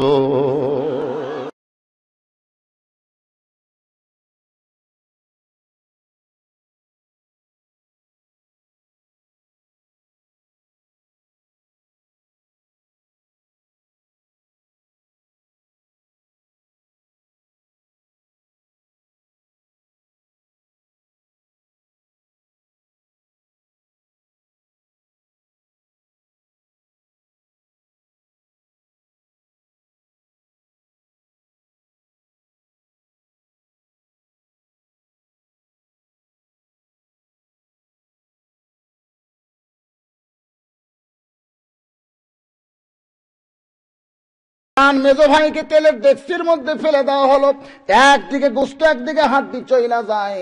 এমন সময় কাইসার হুঙ্কার মেরে বলতেছে, 3 জনের মধ্যে 2 জনকে হত্যা করা হলো, এরপরেও তো তারা আল্লাহ নবীকে ছাড়ে না, এখন কি করা যায়? একে ডেক্সির মধ্যে ফেলে দিলেও এও তো একই অবস্থায় চলে যাবে, কারণ কিছুক্ষণ আগেই আগে যাওয়ার জন্য যে পাড়াপাড়ি করছে। এবার খ্রিস্টান পাদ্রী বলে, জাহাপনা এইভাবে মুসলমানের ঈমান নষ্ট করা যাবে না। মুসলমানের ঈমান যদি নষ্ট করতে চান তাহলে এই মুসলমানের দায়িত্ব আপনি আমার উপরে ছাইড়া দেন। রোমের বাদশা বলে, ওই তেলের ডেক্সির চাইতেও কি কোনো কঠিন শাস্তি তোমার কাছে আছে?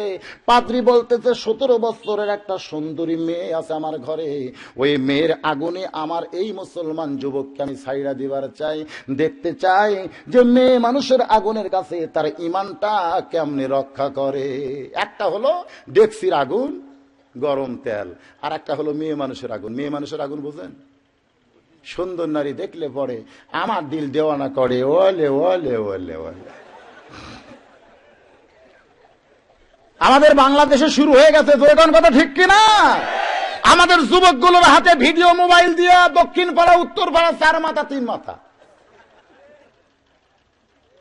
যাদের হাতে ভিডিও মোবাইল আছে, আমি ওই সকল যুবকদের বাবাকে বলি অনুরোধ করে পায়ে হাত দেয়া, যে আপনার ছেলেটা ভিডিও মোবাইল কিনছে, ওরে ভিডিও মোবাইল না দেওয়ার হাতে একটা রিভলভার দেন,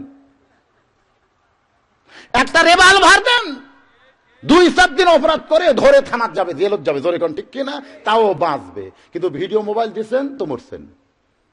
ওই মেমোরি কার্ডের মধ্যে কি ঢুকায় রাখছে আপনি কোনদিন দেখছেন? এই যারা যুবকদের বাবা আছেন, আমি আপনাদের পায়ে হাতে বলতেছি, আজকে বাড়িতে যে আপনার ছেলেকে ডাকবেন, ডেকে বলে, তোর মোবাইলটা দে তো বাবা, তোর মোবাইলের মেমোরির মধ্যে কি লুকায় রাখছিস? আজকে না, আপনি হঠাৎ সুযোগ বুঝে একদিন ডাক দেবেন, বুঝতেছেন না? আপনারা বলবেন যে কি আজকে আমাদের যুবকেরা কি করতেছে, এরা কেন এরকম হলো? এরা ওই আগুনের মধ্যে পড়ে গেছে, ধরে কোন ঠিক কিনা? আমি মরে যাব রে, আর বাঁচবো না, ওরে লালো না। এই গানের মধ্যে কি বলতেছে? আমি মরে যাব রে, আর বাঁচবো না, ওরে ললো না। ললো না মানে একটা মেয়ে, একটা মেয়ের জন্য একটা যুবক মরে যাবে। সেই গান আজকে বাংলাদেশে বাজতেছে, ধরে কোন ঠিক কিনা? এই শয়তান শিল্পীগুলা প্রত্যেকটা গান খালি প্রেম, খালি প্রেম। তাও কি প্রেম? ফ্যাক খাওয়া প্রেম, গাঁজা খাওয়া প্রেম, ফেন্সিডিল খাওয়া প্রেম। হাই রে প্রেম হয়েছে ভাই। এরা মনে হয় এগুলা গান ছাড়া গানই পারে না। একটা মেয়ে মানুষের জন্য সারা জীবন, সারা জীবন আমার জীবন গেল তুষের আগুনে। হায়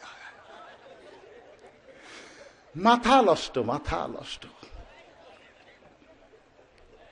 আগেকার শিল্পীদের গানগুলো কি ছিল? মানুষকে আল্লাহর দিকে, নবীর দিকে, ইসলামের দিকে মানুষকে আহ্বান করা হয়েছে গানের ভিতর দিয়ে। জোরে কোন কথা ঠিক কিনা? আর এখনকার গানের ভিতর দিয়ে প্রত্যেকটা যুবক একটা মেয়ের জন্য জীবন দেবার চাই। এবার পাত্রীর 17 বছরের মেয়ের কাছে, মেয়েটা হলো সুন্দরী, সেই মেয়েটার কাছে এবার ছোট 3 ভাইয়ের মধ্যে ছোট এখনো জীবিত আছে, তাকে একটু নিয়ে যাবে, ওই আগুনের মধ্যেই তাকে পুড়াতে হবে। তার ইমান থেকে যদি ইসলাম থেকে আপনি ফারেক করতে চান। রোমের বাদশা কাইসার বলে, পাদ্রী রে কতদিন সময় লাগবে? বলে কম করে হলো 40 দিন সময় আমারে দিতে হবে। 40 দিনের জন্য এবার মুসলমান যুবক রোমান বাদশার, ক্যাথলিক ওই খ্রিস্টান বাদশার পাদ্রীর হাতে ছেড়ে দেওয়া হলো। পাদ্রী তাকে নিয়ে গেছে। এখন অন্দর মহলের ভিতরে ওই সুন্দর তরুণীকে ওই যুবক মুসলমানের সামনে ছেড়ে দেওয়া হয়েছে। কারণ সাহাবীটা হলো যুবক। ধরে কোন সাহাবীটা কি? বুড়ো হলে সে আলাদা, বুড়ো হলে আলাদা। যুবক, যুবক বোঝেন না? আজকে ভালো কে, যুবক না বুড়ো? বুড়া মানুষগুলো মসজিদে যায়, সামনে কাতারে বসে, নাউজুবিল্লাহ নাউজুবিল্লাহ জিকির করে। আর যুবকগুলো যাবার চায় না, গেলেও ধড়পড় করে। 2-1 দিন যায়, অবশ্য 2-4 দিনে যায়। শেষে যাবে, আগে আসবে। শেষে যাবে, যাওয়ার সময় সবার শেষে, আসার সময় সবার আগে। আপনাদের এলাকায় এরকম যুবক নাই তো? আচ্ছা, যদিও মসজিদে যায়, ওখানে যাও ধড়পড় করে। বাজান মানুষ যখন বুড়ো হয়, আমার ওয়াজের ক্যাসেট আপনারা শুনেছেন, আল্লাহর নবী বলেছেন, আশ-শায়খু লা ইয়াদখুলুল জান্নাহ, বুড়া কোনোদিন জান্নাতে যাবে না। বুড়া কোনোদিন জান্নাতে যাবে? ওয়াজটা শোনেননি আপনারা? সামনে বসে এক সাহাবী ধরেছে কান্না। আল্লাহর নবী বলেন, রে বুড়ো সাহাবী কান্দো কেন? বলে কান্দার কারণ হলো আপনার সোনার জবান আপনি বলেছেন। কারণ আপনি নবী যেটা বলেন সেটা তো ইচ্ছা করে বলেন না, সেটা কে বলায়? আল্লাহ বলায়। মা ইয়ান্তিকু আনিল হাওয়া ইন হুয়া ইল্লা ওয়াহয়ুন ইউহা। আপনি নবী যখন বলেছেন বুড়া মানুষ জান্নাতে যাবে না, তাহলে আমি বুড়া না কান্দে কি আর থাকতে পারি? নবী বললেন, সাহাবী রে, ওই আল্লাহর শপথ করে বলতেছি তুমি জান্নাতি। সঙ্গে সঙ্গে বুড়ো সাহাবী চোখের পানি মুছে মুচকি মুচকি হাসে। আল্লাহ নবী বলেন, রে বুড়ো সাহাবী, আল্লাহ যদি তোমারে জান্নাত দেয়, তুমি কি এই মুহূর্তে যাবার চাও? বলে, আল্লাহ দিলি তো আমি যাবার চাই। আল্লাহ নবী বললেন, আল্লাহ যদি এই বয়সে তোমারে জান্নাত দেয়। বুড়ো সাহাবী বলে, আমার কোনো আপত্তি নাই। নবী বলতেছে, আমার আপত্তি আছে। তোমার আপত্তি নাই, কিন্তু আমার আছে। তুমি বুড়ো মানুষ জান্নাতে দেয় কি করবা? বলে, হুজুর কোন কি? সোনালিটির বাড়ি চাই। আল্লাহ তোমার সোনালিটের বাড়ি দিলে আর পরে কি চাইবা? বলে, হীরা জহরতের বর্তন চাই। এরপরে কি চাইবা? বলে, আঙ্গুর ফলের বাগান চাই। নবী তাবাসসুম মুস্কি হাসি দিয়ে বললেন, এত ফল থাকতে আঙ্গুর ফলের বাগান তুমি কেন চাইলা? বুড়া সাহাবী বলতে, তো হুজুর আমার একটাও দাঁত নাই। যদি আল্লাহ সবরি ফলের বাগান দেয়, আপেল ফলের বাগান দেয়, খালি চায়ে চায়ে দেখা লাগবে, খাওয়ার কোনো বুদ্ধি নাই। কিন্তু আমার দাঁত না থাকলে কি হবে? মাসা শক্ত আছে, এর মধ্যে আঙ্গুর ফাইলা যদি ঠাসি মারি, রস দিয়ে আমার পেট ভরে যাবে। এই জন্যই আঙ্গুর ফলের বাগান চাই। নবী বললেন, সাহাবী রে, তুমি যে পুরুষ মানুষ, বলে হ্যাঁ। তুমি কি জানো আল্লাহ প্রত্যেকটি জান্নাতি পুরুষকে কম করে হলো 70টা হুরগেলমান দিবে। এতগুলো হুরগেলমান বউ যদি আল্লাহ তোমারে দেয়, যাদের বয়স হবে 16 কি 17, এই 16-17 বছরের 70টা বউ যখন আল্লাহ তোমারে দিবে, তুমি কি করবা? বুড়া সাহাবী কান্দার বলে, হুজুর আমার দেখা ছাড়া বুদ্ধি নাই। আল্লাহর নবী বললেন, আল্লাহ কি তোমাকে বউ দেখার জন্য দিবে নাকি? বুড়ো কান্দার বলে, ইয়া রাসূলুল্লাহ, আমি বসলে দাঁড়াবার পারি না, দাঁড়ালে বসতে পারি না, আমার মাজা বেঁকা হয়ে গেছে, এতগুলো বউ নিয়ে আমি কি করব? দরকার নাই। আল্লাহর নবী বললেন, সাহাবী রে, এই জন্যই তো বলতেছি বুড়া মানুষ জান্নাত পাবে না। কারণ তুমি বুড়া মানুষ জান্নাতে গেলে আল্লাহর নিয়ামত তোমার জন্য হবে না। আল্লাহ যখন তোমারে জান্নাত দিবে, তখন তোমাকে বুড়ো বানায় দিবে না, আল্লাহ তোমাকে যুবক বানায় জান্নাতে দিয়া দিবে। এ হাদিসের দ্বারা বোঝা যায় জান্নাতের সঙ্গে যুবকের সম্পর্ক। জোরে কান, কার সম্পর্ক? যৌবন বয়সের সম্পর্ক হলো জান্নাতে, বুড়ো মানুষের সম্পর্ক কিন্তু জান্নাতে নাই। তাহলে জান্নাতে যদি যুবকের সম্পর্ক হয়, ইবাদতেও কিন্তু যুবকের সম্পর্ক আছে। জোরে কান, ঠিক কি না? এটা আমার আব্দুল সাত্তার ভাই বসে আছে। এই বছর হজ করতে গিয়ে দেখছি এক বুড়া পাথর মারবার দাঁড় পারতেছে না। ওই জামরাত যে পাথর মারা লাগে, ও পাথর মারতে যাবে না। আমারই কয়, হুজুর আমারটা যদি আপনি মারতেন। তো আপনারটা আমি মারবো কেন? আপনাকেই মারা লাগবে। কয়, না হুজুর, ওই ভিড়ের মধ্যে আমি বাঁচবো। আমি যাব না হুজুর। আচ্ছা পাথর মারাকে সুন্নত না নফল? ওয়াজিব তরক করলে আমি কইলাম যদি পাথর না মারে তাহলে 10,000 টাকা জোগাড় করেন, একটা দম দেওয়া লাগবে। তো কয় না হুজুর আমার একটু মারেন হুজুর। তা আপনার হজ কি এখনো ফরজ হয়েছে? এই বছরই হয়েছে না আগে? তো না অনেক আগে হয়েছে, কিন্তু আমি তখন আসিনি। কি জন্য আসেননি? কয় না হজ করে যাই কি আর খারাপি করা যাবে, তাই এই জন্য এমন বয়সে আইছি আমি যাই যেন খারাপি করবার না পারি, মানে খারাপি করার মতন পাওয়ারই নাই, পাথর মারার পাওয়ার নাই, আর কি করবে কর। আসলে আশ্চর্য হতে হয়, যত বুড়া হাজি সব বাংলাদেশের। তোর এখন কোন দেশের? বাংলাদেশের হাজিরাই বুড়া বেশি, লোড়বাড়ি পারে না, তারা গেছে হজ করতে। হজ করা হলো সবচাইতে কঠিন আমল, কিন্তু ওখানে পাথর মারতে পারতেছে না। ওখানে পেশাব করতে গেলে মিনাই, মুজদালিফায়, আরাফায় কি মনে করতেছেন পেশাব করা? আসলে আরাফার ময়দান যে হাসরের ময়দান, একেবারে চূড়ান্ত রূপ। পেশাব লাগছে করবেন, এটা কি বাংলাদেশ পাশে যে রেল লাইনের ধারে যাবেন আর মাল বার করবেন আর করবে? এটা বাংলাদেশ না সৌদি আরব, খালি পুলিশ ঘুরতেছে, মিলিটারি ঘুরতেছে, জোরে এখন ঠিক কিনা? পেশাব করার জায়গায় খালি পেশাব খানায়। এখন আপনাকে জোরে লাগছে, আপনি কি করবেন? লাইন ধরে আছে 70 জন, দয়া নাই, দয়া নাই, বুড়া দাদুর কান্দে, আমি ওই তুই মর উঠিব। মানে হাসরের ময়দানে কেউ যেমন কেন না, ওখানেও তাই। আরাফার ময়দানে এই জন্য আমার সঙ্গে যারা ছিল তাদেরকে বলে দিলাম, তোমরা কম করে খাও, কম করে খাও, পানিও খাবা না, কোনো কিছু খাবা না। না খেয়ে থাকলে পেশাব পায়খানা কম হবে, তোমরা শান্তি পাবে। ধরে কোন ঠিক কিনা? বাজান পরীক্ষার জায়গা, আমার আল্লাহ ওই জায়গায় পরীক্ষা করে যখন মানুষকে ফিরে নিয়ে আসে, ওই মানুষের দ্বারা আর কোনো খারাপ কাজ হয় না। কিন্তু যারা হারাম কামাই নিয়ে হজ করতে যায়, ওখানেও যায় তারা হজ কামাই করে। ধরে কোন ঠিক কিনা? আমি দেখছি অনেক লোক ওখানে গিয়ে ঘুম পাড়তেছে, হেরেমের মধ্যে 1 ওয়াক্ত নামাজ পড়লে 1 লক্ষ রাকাত নামাজের সওয়াব পাওয়া যায়, তারপরও সেখানে অলসতা করতেছে। আমি যেটা বলতে চাচ্ছি, মানুষের একটা বয়সের সম্পর্ক আছে না নাই? তাহলে ইবাদতের সঙ্গে যৌবকের একটা সম্পর্ক রাখতে হবে। বাংলাদেশের সরকারি চাকরি যদি আপনি করতে যান, আপনার একটা বয়সের সময় আছে, দাম আছে। আপনার সার্টিফিকেট যতই ভালো হোক না কেন, আমার সার্টিফিকেট তো সব ফার্স্ট ক্লাস। এখন যদি আমি সরকারি চাকরি করতে চাই, দিবে? দিবে না, কারণ সরকারি চাকরি একটা বয়স আছে। আমার সব ফার্স্ট ক্লাস সার্টিফিকেট আমি দিয়ে ইন্টারভিউ বোর্ডে, এখন দেখে বলতে সার্টিফিকেট তো ভালোই হুজুর, কিন্তু চোখের খবর কি? খবর কি? কান আস্তে করে শোনে না, জোরে করে শোনে। তো মাজার খবর কি? বলে 8 ঘন্টা বসে থাকলে মাজা টানে ধরে। হাতের খবর কি? কলম ধরলে থরথর করে কাঁপে। সার্টিফিকেট নিয়ে বাড়ি যা। চাকরি করতে গেলে চোখ ভালো, কান ভালো, মাজা ভালো, হাত ভালো থাকতে হবে। আপনি ফার্স্ট ক্লাস পাইছেন, কিন্তু এখন কলম ধরলে হাত কাঁপে, আপনি লিখবেন কেমনে? আপনার 1 ফুটের মধ্যে লিখতে হবে, কিন্তু চোখের কোনো পাওয়ার নাই। আপনাকে যদি কেউ আসা স্যার হয়েছেন যদি গাল দিয়ে যায়, আপনি শুনবারও পাবেন না, এজন্য আপনার চাকরি দেওয়া যাবে না।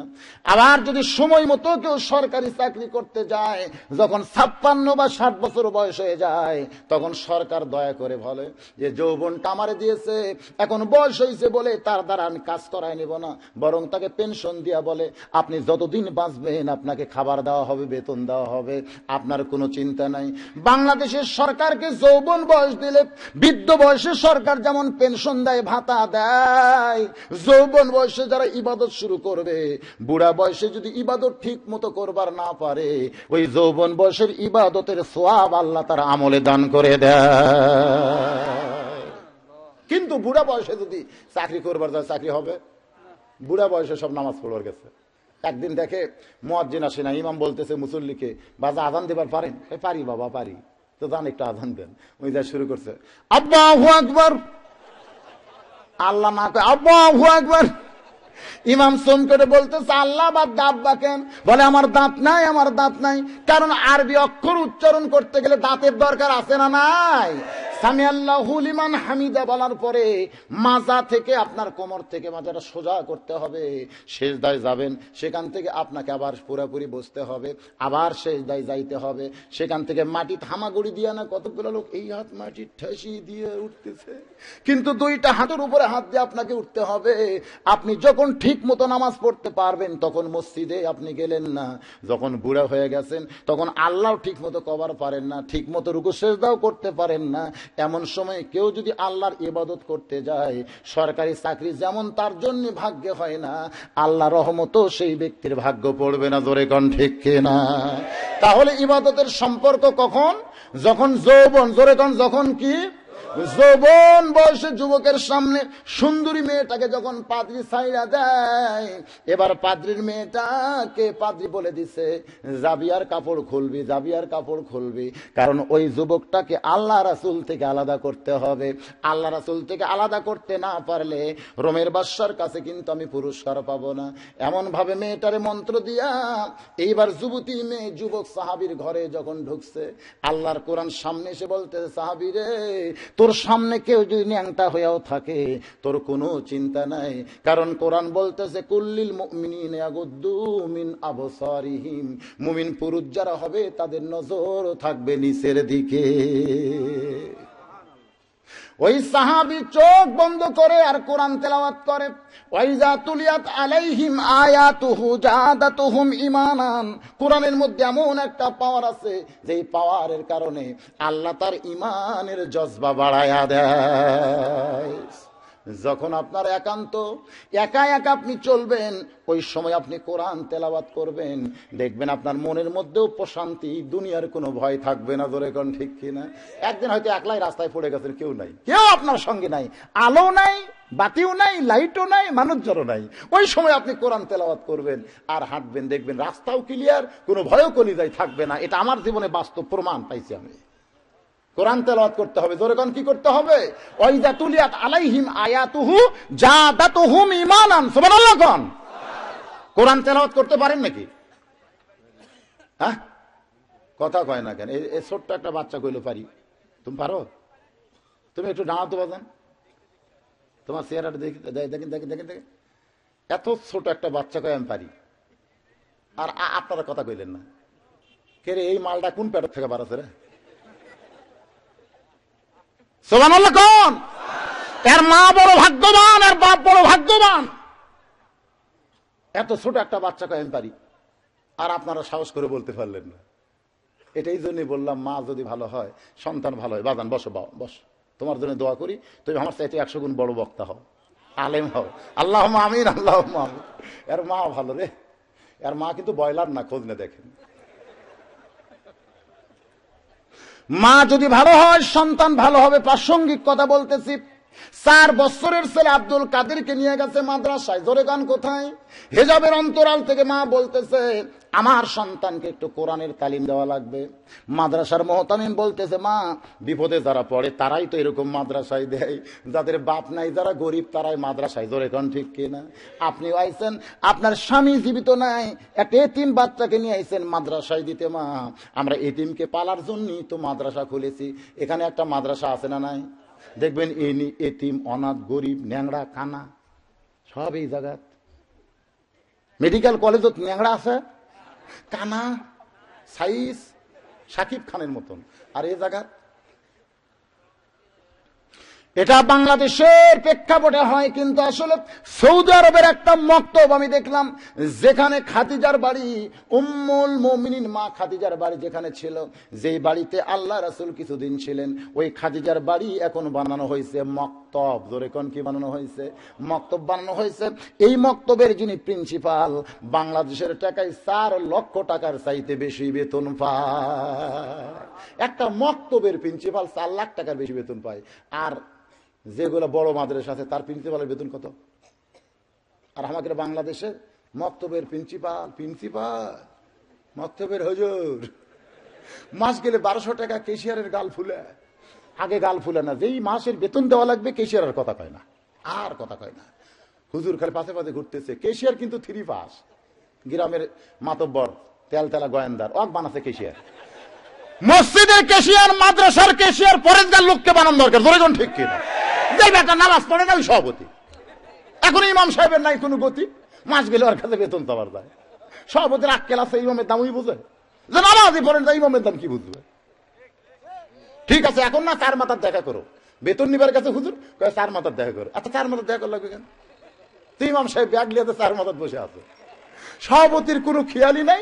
সভাপতি সপ্তপতি মার্কেটে ঘুরতেছে, ইমাম 1-8 ঘন্টা বসে থাকার পরে একজন বলতেছে, হুজুর ব্যাগ না বসে আছেন?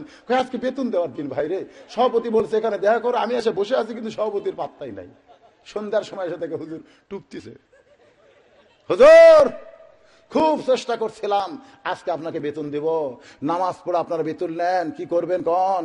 বেতন আজকে দিবার চাইছিলাম, কিন্তু টাকাতে আমার খরচ হয়ে গেল, ধরেন 50-60 টাকা নেন। জুতিয়া থাকলে ওর চাপাত গোটা দিক বাড়ি মারা ফরজ, ধরে কোন ঠিক কিনা? বাজান বাস্তব কথাই আমি আপনাদের বলতেছি, মাদ্রাসার কেশিয়ার, মসজিদের সভাপতি, কেশিয়ার সদস্য, পরহেজগার লোকদেরকে বানাতে হবে, ধরে কোন কথা ঠিক কিনা? যারা আলেমের গুরুত্ব দিবে, ইমামের গুরুত্ব দিবে। একটা মক্তবের কথা বললে এমন কথা বললাম, এবার আব্দুল কাদেরকে দিয়া মা চলে আইছে বাড়িতে। পরদিন সকাল বেলায় ওস্তাদ আব্দুল কাদেরকে ডাক, 4 বছরের আব্দুল কাদের সালাম দেয়া বলে, হুজুর বলে এখন তোমাকে তালিম দেওয়া হবে। তোমার মা দিয়ে গেছে মাদ্রাসায় কোরআনের তালিম দেওয়ার জন্য বাজান, আগে তো কোরআন না, আগে তোমাকে কায়দা পড়াতে হবে। এবার আব্দুল কাদেরের সামনে ওস্তাদ কায়দা বের করে বলতেছে, বলো আলিফ। যেই বলেছে বলো আলিফ, সঙ্গে সঙ্গে লাম মিম যালিকাল কিতাবুল লা রাইবা ফীহি হুদাল লিল মুত্তাকিন আল্লাযীনা ইউমিনুনা বিল গায়বি ওয়া ইউকিমুনাস সালাত ওয়া মিম্মা রাযাকনাহুম ইউনফিকুন। ওস্তাদ মারছে দৌড়। কে রে? আমি কইলাম আলিফ, তারপরে বলবো বা, আলিফের পরে বা, ওই বা না কই লাম মিম কই শুরু করলো, থামে না। মারছে দৌড়। অন্য শিক্ষকরা বলে দৌড়ান কেন? বলে দেখবার যদি চাও তাড়াতাড়ি আসো। অবাক করা ঘটনা ঘটে যাচ্ছে। এবার সমস্ত শিক্ষক ছাত্র মিলে এসে সবাই তাকায় দেখে আব্দুল কাদের 4 বছরের ছেলে খালি ঝুঁকতেছে আর পড়তেছে, ঝুঁকতেছে আর পড়তেছে। ওস্তাদ কোরআন শরীফ মেলা পৃষ্ঠা উল্টাইতে থাকে, আর ও খালি পড়তেই থাকে, পড়তেই থাকে।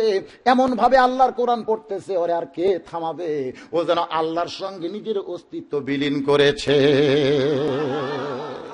আসলেই তো তাই। যখন কোন আল্লাহর বান্দা কোরআন পড়ে, আল্লাহ তার ইমানের তাজাল্লি বাড়ায়া দেয়। এই কোরআন আমার আল্লাহরই বাণী। যখন কেউ কোরআন পড়ে, সে তখন আল্লাহর সঙ্গে যেন গল্প করে। যেই 18 পারা আর ব্রেক হয়ে গেছে। 18 পারা পড়ার সঙ্গে সঙ্গে আব্দুল কাদের ব্রেক, আর পড়তেছে না, থেমে গেছে। তাকায় দেখে 2 চোখ দিয়ে বাচ্চার দর দর করে পানি পড়তেছে। ওস্তাদ বুকের মধ্যে নিয়ে সমস্ত শিক্ষক সহ মায়ের বাড়ির দরজায়, উম্মুল খায়ের ফাতেমা আব্দুল কাদের জিলানীর মা, এবার মাদ্রাসার মুহতামিম দরজা থেকে এতিমের মতন ডাক দিচ্ছে, মা গো এমন কি সন্তান তোমার পেটে ধরছো মা, যেই শয়তান সন্তানকে আলিফ বলার পরে আর বা বলার দরকার পড়ে না, লাম মিম বলে এক টানে 18 পারা কোরআন আমাদের শোনায়া দেয়। এমন সন্তান তুমি কেমনে উদরে ধারণ করলে মা? আব্দুল কাদের জিলানীর মা হেজাবের অন্তরাল থেকে, ও বাবা জিরা, আমার আব্দুল কাদের যখন পেটে ছিল আমি সব সময় কোরআনের তেলাওয়াত করতাম, কারণ আমি হইলাম 18 পারা কোরআনের হাফেজা। আমি সব সময় কোরআন তেলাওয়াত করতাম। আমার আব্দুল কাদের যখন দুনিয়াতে আইছে, আব্দুল কাদেরকে কোলে নিয়ে আমি কোরআন তেলাওয়াত করেছি। আব্দুল কাদের যখন কান্দে, আমি তখন কোরআন তেলাওয়াত করে করে তার কান্না থামাইছি। আব্দুল কাদের যখন রাত্রিবেলা আমার বুকের কাছে মুখ দিয়ে ঘুমাবার চাই, আমি তখন কোরআন তেলাওয়াত শোনায় শোনায় তারে ঘুমাইছি। আমার মনে হয় আমার 18 পারা কোরআন তেলাওয়াত আব্দুল কাদের ওই কোলের মধ্যে আমার বিছনায় শুয়ে শুয়ে শোনার কারণে 18 পারা কোরআনের হাফেজ হয়ে গেছে। বাজান, মা যদি ভালো হয় সন্তান ভালো হবে, আর মা যদি খারাপ হয় তাহলে সন্তান খারাপ হবে। আজকে আমাদের বাংলাদেশে কিন্তু ডিজিটাল মার্কা মা বাড়াইছে, জোরে কোন ঠিক কিনা? কি মার্কা মা? ডিজিটাল। সন্তানকে শিখাইতেছে টাটা টাটা। কি যে যুগ হইলো ভাই, যে সন্তানকে শিখাতে হবে সালাম কালাম, ধরে কোন ঠিক কিনা, তারে শিখাইতেছে টাটা। আর ময়নাক শিখাইছে সালাম। একটা বাড়িতে যাবেন, ময়না আসসালামু আলাইকুম, আসসালামু আলাইকুম, আর সন্তানকে শিখাইছে টাটা, বলা লাগবে বাই বাই। এটা হলো ডিজিটাল মার্কা মা, ধরে কোন কি মার্কা মা? বাজান, যেটা বলতেছিলাম, আল্লাহর কোরআন তেলাওয়াত যুবক করতেছে আর মেয়েটা সামনে খালি সাজতেছে। তোরে কোন কি করতেছে? তোর সাইদা লাভ কি? তোর দিকে যদি না তাকায় তোর সাইদা লাভ কি? আজকে এই শহর দিকে গ্রামের কোন মেয়ে যদি বেপর্দা হয়ে সাইদা গুইজা রাস্তায় বের হয়, আর একটা যুবক যদি সেই মেয়েটার দিকে না তাকায়, আপনারা বলেন তো ওই মেয়ে কি আর সাজবে? পরদিন এক মেয়ে বলতেছে, কি ব্যাপার, সাইদা গুইজা বেড়া যাবি না? লাভ নাই রে, গতকাল গেছিলাম, এক মরদ আমার দিকে তাকাইনি। তো কেউ যদি আমার দিকে না তাকায় আমি সাইদা লাভটা কি? তাহলে যুবকগুলো যদি কোরআন মোতাবেক নিজের আমল করে, মেয়েরা সাইদা গুইজা রাস্তায় এসেও কোন লাভ পাবে না। জোরে কোন ঠিক কিনা? এরা পাগলি হওয়ার পিছনে কারণ তো যুবকেরা। মেয়েরা পাগলি হয়নি, একেবারে ড্রেসিং টেবিলের সামনে বসে খুর দিয়ে ভুরু চাঁচতেছে। কেন আল্লাহ দাও ভুরু চাঁচা কি দরকার? খুর দিয়ে ভুরু ওটি আবার চিকন করে ভুরু কোন দিয়ে উপর দিয়ে চিকন করে ভুরু বানাইছে। আল্লাহ দাও ভুরুর চয়েস হচ্ছে না, ওই চিকন করে ভুরু বানায় নাম দিয়েছে শাবনুর ভুরু। কপালে সূর্য ফোঁটা দিয়া মুখে লিপস্টিক দেয়, বুকের অন্য গলাত মাফলা বানাইছে। জোরে কোন ঠিক কিনা ভাই? এরা কি আসলে ভালো না পাগলি? এই যে ডোমের গাঁও গিয়া দেখেন, ডোমের গাঁও আপনাদের দূরে না কাছে? আমি একবার ডোমের গায়ে ওয়াজ করতে গিয়া দেখি বেগুন লাগাইছে, বেগুন তো বেগুনের মধ্যে যে খেড়ের বুন্দা দিয়া ওই আপনার উপরে একটা আবার ওই যে কালো হাঁড়ি দিছে, মাথার উপরে কালো হাঁড়ি, তাতে আবার চোখ দিয়া চোখ বানাচ্ছে, মুখ বানাইছে। তা আমি বেগুনওয়ালা ভাইকে বললাম, এইটা কি? হুজুর আপনি তো বোঝেন না, মানুষের চোখ এতই খারাপ হুজুর, সরাসরি যদি বাগুনের দিকে তাকায় বলে এত বাগুন, তাহলে পোকা ধরবে। তো এই জন্য হাঁড়ি দিছি যেন চোখটা আগে হাঁড়িত পড়ে। ওই যে বুন্দার উপরে হাঁড়ি দিছে, চোখ হাঁড়িত পরে, তারপর বেগুনের দিকে তাকাইলে আমার বেগুনও তার পোকা ধরবে না। আমি চিন্তা করলাম, সর্বনাশ, একটা বেগুন বাঁচানোর জন্য একটা কালো হাঁড়ি দিছে, আর আমাকে রে পুরুষের কি কোনো আক্কেল নাই? তার বউ বাঁচানোর জন্য একটা কালো বোরকা দেওয়া দরকার। তোর এখন ঠিক কিনা? কেরে বাগুনের দাম বেশি না বউয়ের দাম বেশি? যেই যুবক সুন্দরী বউকে নিয়ে ডিসকোভারের উপর ফিল্ডিং মারতেছে, আমি সেই যুবককে বলতেছি, তোমার বউকে একলাই? যেই যুবক তার বউকে নিয়ে হুন্ডার চড়ে ফিল্ডিং মারতেছে, বউ খালি সাইজ হয়ে পিছনে বসে আছে, ওই বউকে আর একলাই? ওই বউ কিন্তু 10 জনের বউ। জোরে কোন ঠিক কিনা? যারা দেখতেছে তারা খালি কি গেল রে, কি গেল রে। দিনে দেখছে আর রাত্রেবেলা কাপড় নষ্ট করছে। জোরে কোন ঠিক কিনা? ওর বউয়ের সাথে এই যুবকের স্বপ্ন দোষ হয়েছে। তাই যুবকদের বলে, এই যুবক, তোমার বউ যদি একলাই করবার চাও, তোমার বউয়ের গায়ে কালো হাঁড়ি বোরকা দাও। জোরে কোন ঠিক কিনা? কেউ যদি তোমার বউয়ের না দেখে, তুমি একলাই দেখো ঘরের মধ্যে।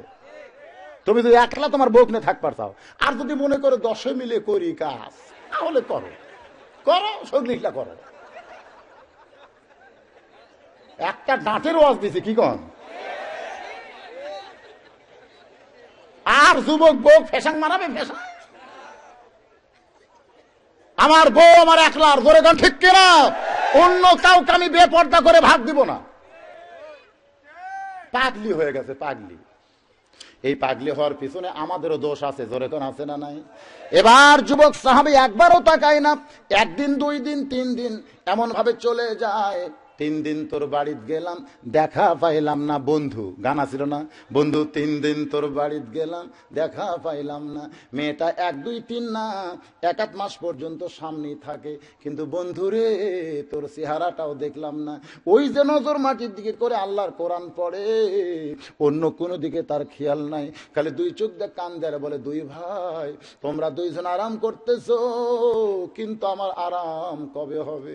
এবার মেয়েটা বলতেছে, তোমার 2 ভাই তো ওই ডেক্সির মধ্যে পুড়ে শেষ হয়ে কই ভাজা হয়েছে, তারা কেমনে আরাম করে? যুবক কান্দের বলে, রে মহিলা, তুমি বুঝতে পারবা না, ইমানের পাওয়ার যার কলিজার ভিতরে, এই পাওয়ারে আল্লাহ এমন একটা চক্ষু তৈরি করে দেয়, যেই চক্ষু দিয়া দুনিয়াতে বেশে আল্লাহর জান্নাত দেখতে পায়। মেয়েটা বলতেছে, যুবক রে, তোমাকে 1 মাস হলে দেখতে দেখতে দেখতে আমার মনটা তোমার প্রেমে পড়ে গেছে। তুমি যে আল্লাহর প্রেমে পড়ে আজকে সুন্দরী মেয়ের দিকে তাকাও না, ওই আল্লাহর প্রেমে আমি একটু পড়তে চাই। যতদিন জোলাইখা ইউসুফ ইউসুফ ইউসুফ ইউসুফ জিকির করেছে, ততদিন কিন্তু জোলাইখা ইউসুফ রে পাই নাই, ইউসুফ রে পাই নাই। যেদিন জোলাইখা ইউসুফকে বাদ দিয়া রাস্তায় বসে কান্দার বলে, ও ও ইউসুফের আল্লাহ, ইউসুফ তোমার প্রেমে পাগল হয়ে আমার মতো সুন্দরী জুলাইখার দিকে একবার তাকায় না। আমি কত চেষ্টা করলাম, তারপরে ইউসুফ রে পাইলাম না।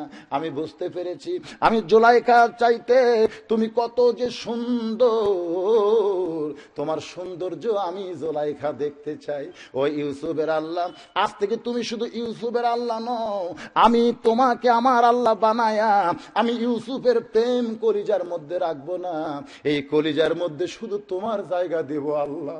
ইউসুফ যে আল্লাহর প্রেমে পড়া আমার মতো জুলাইখার দিকে তাকাই না, আমি সেই ইউসুফের আর প্রেম করব না, আমি ইউসুফের আল্লাহর প্রেমের পাগলি হবার চাই।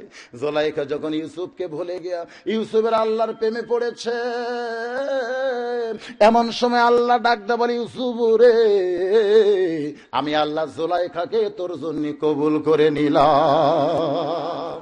মাল্লাহুল মাওলা ফালাহুল কুল, কেউ যদি মাওলার হয়ে যায়, কুল মাখলুক আমার আল্লাহ তখন তার গোলাম বানায় দেয়। ওই ইউসুফের সঙ্গে জুলাইখার বিয়ে হয়েছে। একদিন ইউসুফ এসে জুলাইখাকে ডাকতেছে, জুলাইখা দরজা খুলো, দরজা খুলো। জুলাইখা দরজা খোলে না, দরজা খোলে না। ইউসুফ নবী দরজা ধাক্কা দিয়া ভিতরে গিয়ে দেখে জুলাইখা সেজদায় পড়ে কাঁদতেছে। পিছন দিক থেকে ইউসুফ ডাকে, জুলাইখা, যে ইউসুফকে দেখার জন্য তুমি পাগলি ছিলে, আজকে সেই ইউসুফ তোমার পাশে দাঁড়িয়ে গেল, তুমি কি একটা বার ইউসুফ রে দেখবা না? কিছুক্ষণ পর সেজদা থেকে মাথা তুলে জুলাইখা কান্দের বলে, স্বামী গো, ওই আল্লাহর প্রেমে যখন জুলাইখা পইরা যায়, তখন দুনিয়ার কোন ইউসুফের খেয়াল জুলাইখার কলিজায় থাকে না।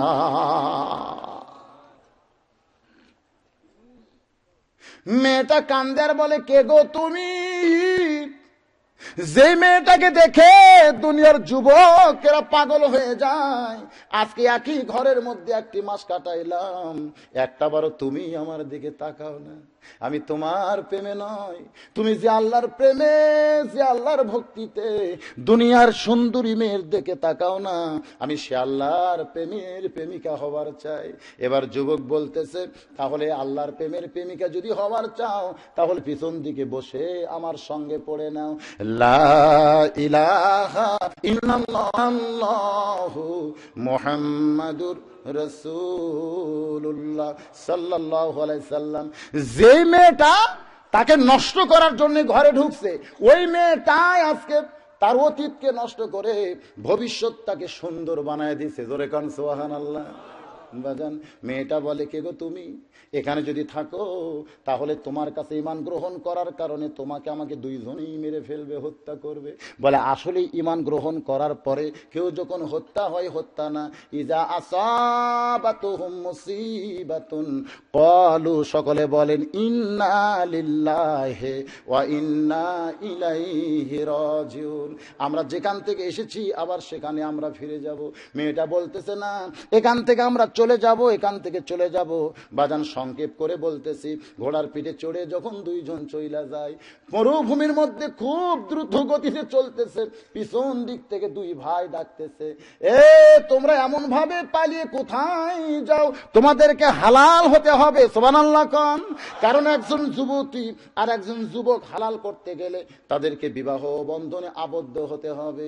পিছন দিকে দুই ভাইটা তাকায় না, বারবার যখন ডাকতেছে পরিচিত কণ্ঠ মনে করে একবার পিছন দিকে তাকায় দেখে ওই দুইটা ভাই ঘোড়া নিয়ে আসতেছে। জোরে কোন সুবহানাল্লাহ। বলে, ভাইজান, আপনারা দুনিয়াতে কোত্থেকে আইলেন? বলে, মা আহাদান ইয়াদখুলুল জান্নাতা ইউহিব্বু আন ইয়ারজি ইলা দুনিয়া ফায়ুক্তাল আশারা মাররাতান লিমা ইয়ারা মিনাল কারামাতি, রাওয়াহুল বুখারী কিতাবুল মাগাজি। ভাইজান, আসলে এখানে দাওয়াতটা আমার ড্রাইভার নিয়েছে। শহর দিঘিতে গত বছর আমি ওয়াজ করছিলাম 9টার পরে, আজকে আমাকে 9টায় তুলে দিবে চান্দইগোনার মাহফিল। আমি বলেছিলাম মাগরিব থেকে 6টা থেকে 8টা পর্যন্ত আমি কথা বলতে পারি। এখন ঘড়িতে 8টা বেজে গেছে, কিন্তু আপনাদের ওয়াজ শোনার যে সাইজ, না আমি আসলে শোনেন, আমি তো মাগরিবের পরে যেগুলো ওয়াজ ধরি সময়ের দিকে খেয়াল করে ওয়াজ করা লাগে, কারণ এগুলো আমি নফলের মধ্যে রাখছি। আর যেটা 1 বছর আগে দাওয়াত নিয়েছি এগুলো ফরজ। আপনারা বলেন, নফল আদায় করতে গিয়ে কি ফরজের ক্ষতি করা যাবে? হ্যাঁ, না না না, ফরজের ক্ষতি করা যাবে না। তো আমি যখন উঠছি তখন থেকে আজকে অবশ্য ওয়াজ একটু কম হয়েছে, আমি বুঝতেছি, কিন্তু আমি আপনাদের এলাকার সন্তান, আপনার একটু সময় সুযোগ মতো আমাকে যদি একটু দাওয়াত দেন, বুঝেন না, হয়তো বুঝবেন। হুজুর কিছুদিন আগে একজন ফতুয়া দিতে, হুজুর 1 বছর আগে দাওয়াত দিতে হবে, অগ্রিম দেওয়া লাগবে, এইটা কি ইসলামে জায়েজ আছে? আমি বললাম তোমার ফতুয়া ঠিক আছে, কিন্তু বর্তমানে সেই ইসলাম বাংলাদেশে নাই। তুমি যে ইসলামের ফতুয়া দিচ্ছ সেই ইসলাম বর্তমানে বাংলাদেশে নাই। জোরে কোন ঠিক কিনা? ইসলাম যদি আজকে বাংলাদেশ ঠিক থাকতো তাহলে কালো বদরুশিতে আকর্ষণ মানুষের তৈরি হতো না, এই নূর কোরআনের আকর্ষণ মানুষের কলিজায় তৈরি হতো। জোরে কোন ঠিক কিনা? কিন্তু আজকে দেখো বক্তা খুঁজতেছে, ওই যে আমার 1.5 ইঞ্চি এক লাতি আছে, মেহেদি হাসান, 1.5 ইঞ্চি লাতি, আমারই লাতি, 8 বছরের ছোল, সব দেখার জন্য যায়। 9 বছরের সওয়ালকে মেহেদি আসতেছে, চলো যাই। ওই ঠিক মতো কোরআন শরীফ পড়ার পারে না, তার ওয়াজ শুনবি মানুষ। এটা কি কোরআনের আকর্ষণে না ভেটকি শুরু করছেন? গতকাল এক মাহফিল হলো, আগে ছিল নারী, এখন হয়েছে পুরুষ। রাজিয়া সুলতান ওরফে আব্দুর রাজ্জাক, সবাই বলতেছে দেখতে যাচ্ছি। আর কি বাড়তেছেন, দেখার জন্য সময় আসার। আপনার আকর্ষণ তৈরি করেন আল্লাহর কোরআনের। জোরে এখন ঠিক কি না? আর কি বলেন, সে কলস রাখেন মুখটা করে সোজা, অল্প চাপি কলস ভরবে। জোরে কোন ঠিক কিনা? সারা শুনেও লাভ হবে না। আমি যতক্ষণ আলোচনা করলাম একটা সাবজেক্ট, একটা বিষয়ের উপর কথা বলেছি, হ্যাঁ 3টা আয়াতের উপর আমি কথা বলেছি আপনাদের সামনে। ভাইজান যারা দাঁড়িয়ে আছেন একটু আল্লাহর রাস্তায় বসেন, আমি সকলকে মিলে একটু দোয়া করি।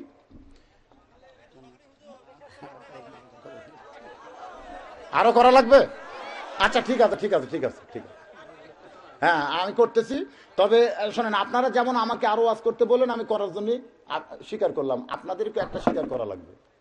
এখন আপনাদের কাছে গামছা যাবে, রুমাল যাবে, 10 পারেন, 20 পারেন, 50 পারেন, 100 পারেন। আপনারা সেই রুমালের মধ্যে দান করবেন, কিঞ্চিত হলেও দিবেন, বঞ্চিত করবেন না। হ্যাঁ, আগে ওয়াজ পরে দিবেন, ওরাও আমরা দেখছি বহুদিন। এই চাদর নে, গামছা নে, ভিতরে ঢোকো বাবা, ভিতরে ঢোকো, আল্লাহর রাস্তায় ঢোকো।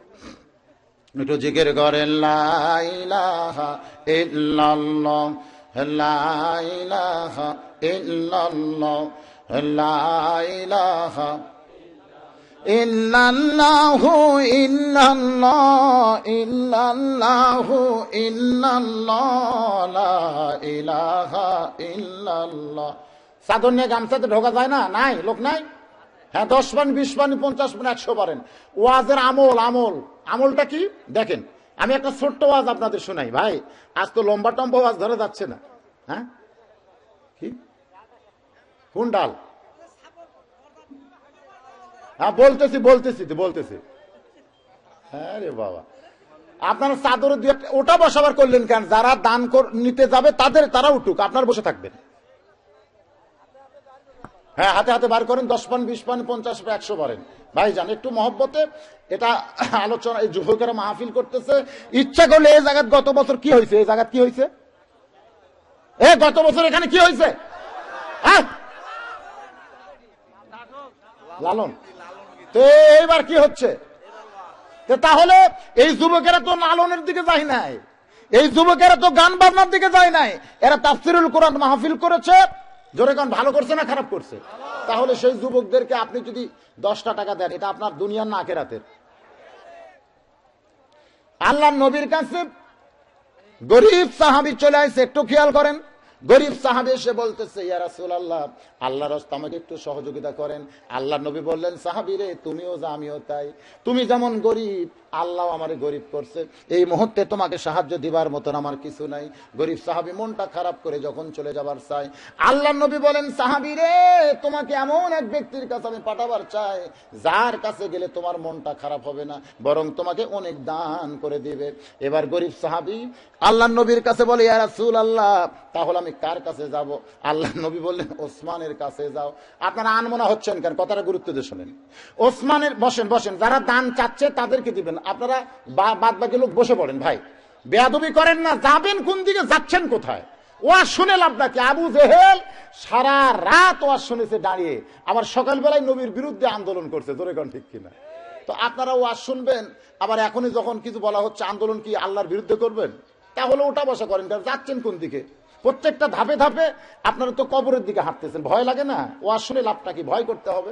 বাজান যেটা বলতেছিলাম, ওসমান গনির দরবারে গিয়া এবার গরিব সাহাবী দেখতেছে সন্ধ্যার সময় ওসমান গনি শোলটাটা টেনে টেনে ছোট করতেছে, আলো একটু বেশি হয়েছে, এই আলোটা টেনে টেনে ছোট করতেছে।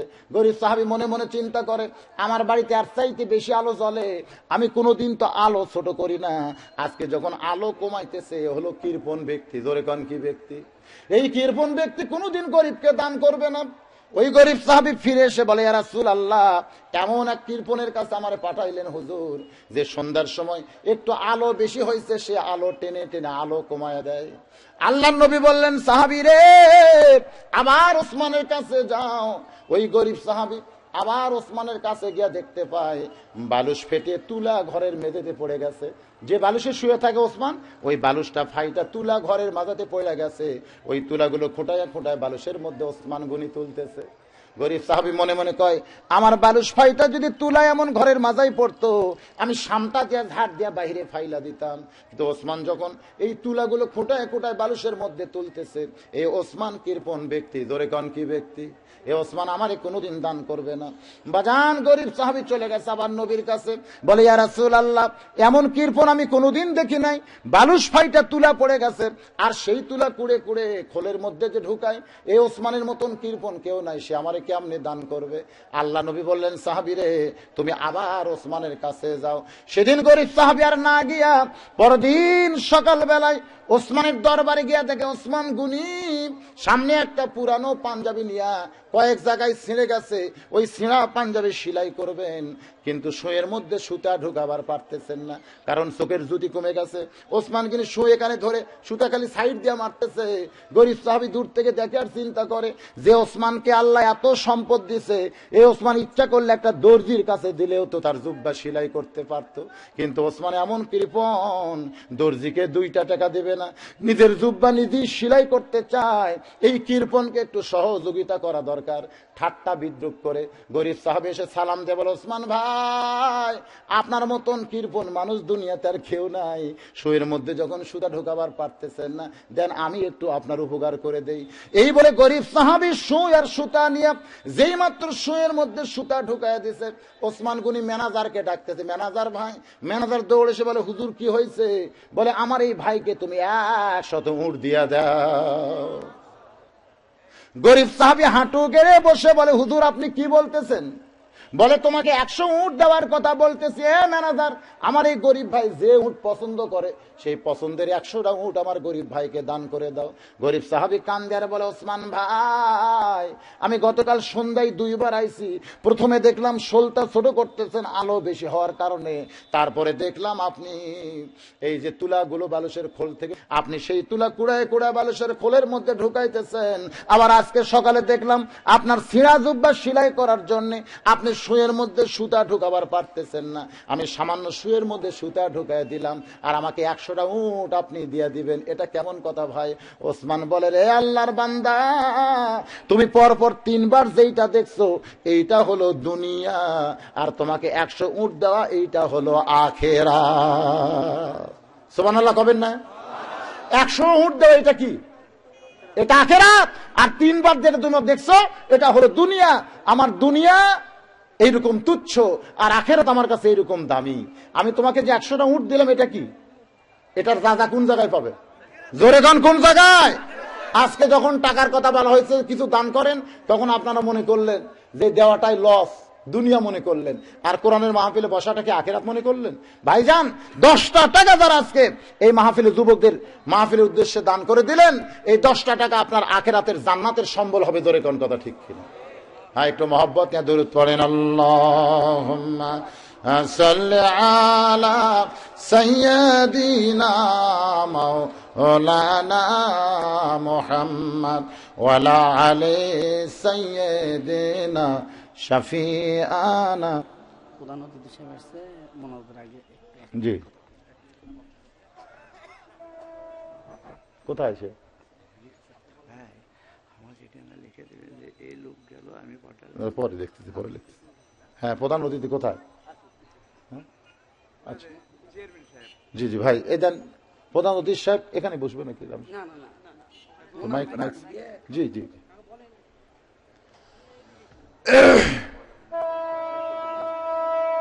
আস্তাগফিরুল্লাহ রাব্বি মিন কুল্লি যামবি ওয়া আতুবু ইলাইহি লা হাওলা ওয়ালা কুওয়াতা ইল্লা বিল্লাহিল আলিয়্যিল আযীম আল্লাহুম্মা সাল্লি আলা মুহাম্মাদিন ওয়া আলা আলি মুহাম্মাদ কামা সাল্লাইতা আলা ইব্রাহিম ওয়া আলা আলি ইব্রাহিম ইন্নাকা হামিদুম মাজিদ আল্লাহুম্মা বারিক আলা মুহাম্মাদিন ওয়া আলা আলি মুহাম্মাদ কামা বারাকতা আলা ইব্রাহিম ওয়া আলা আলি ইব্রাহিম ইন্নাকা হামিদুম মাজিদ।